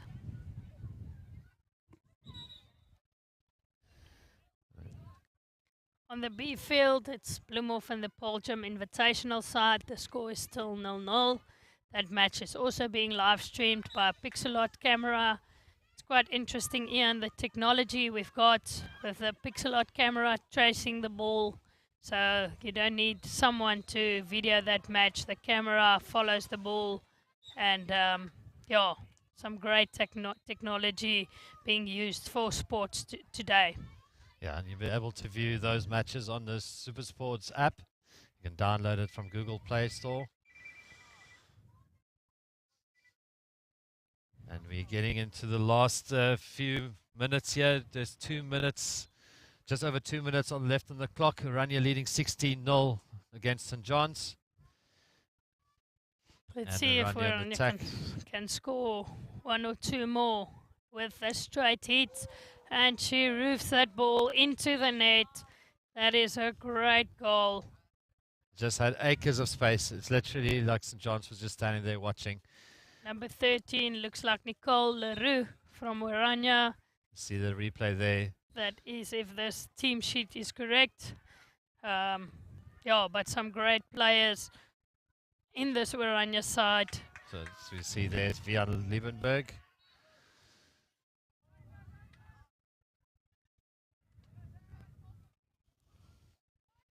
I must say Oranje's got a few young players as well. They look very experienced, but yeah, some great hockey. Anay van Vieren with the ball. She's got the ball, something's going to happen, and she puts it in the back of the net for another goal. Once again, just that speed and that ball carrying ability, keeping it on the stick. And it's just the pace of this Oranje team just really seemed to get the better of St. John's.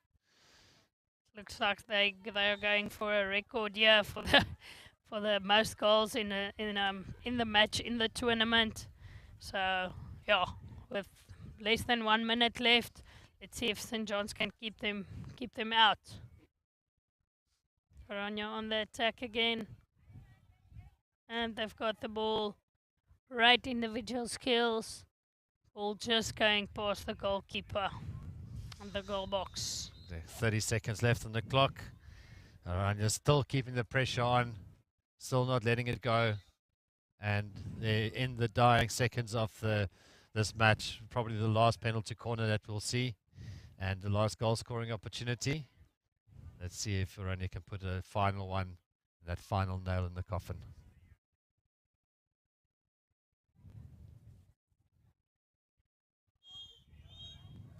I must say the St. John's keeper also made a lot of saves.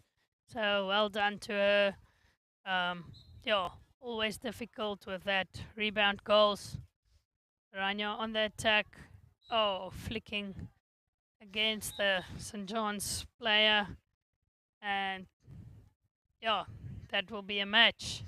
And that's the final score there. Oranje 18, St. John's 0 here in the Paarl Gymnasium Top Schools Festivals for Girls and Boys. And thank you, Donnell. It's great spending some time with you. Thanks, Ian. Okay.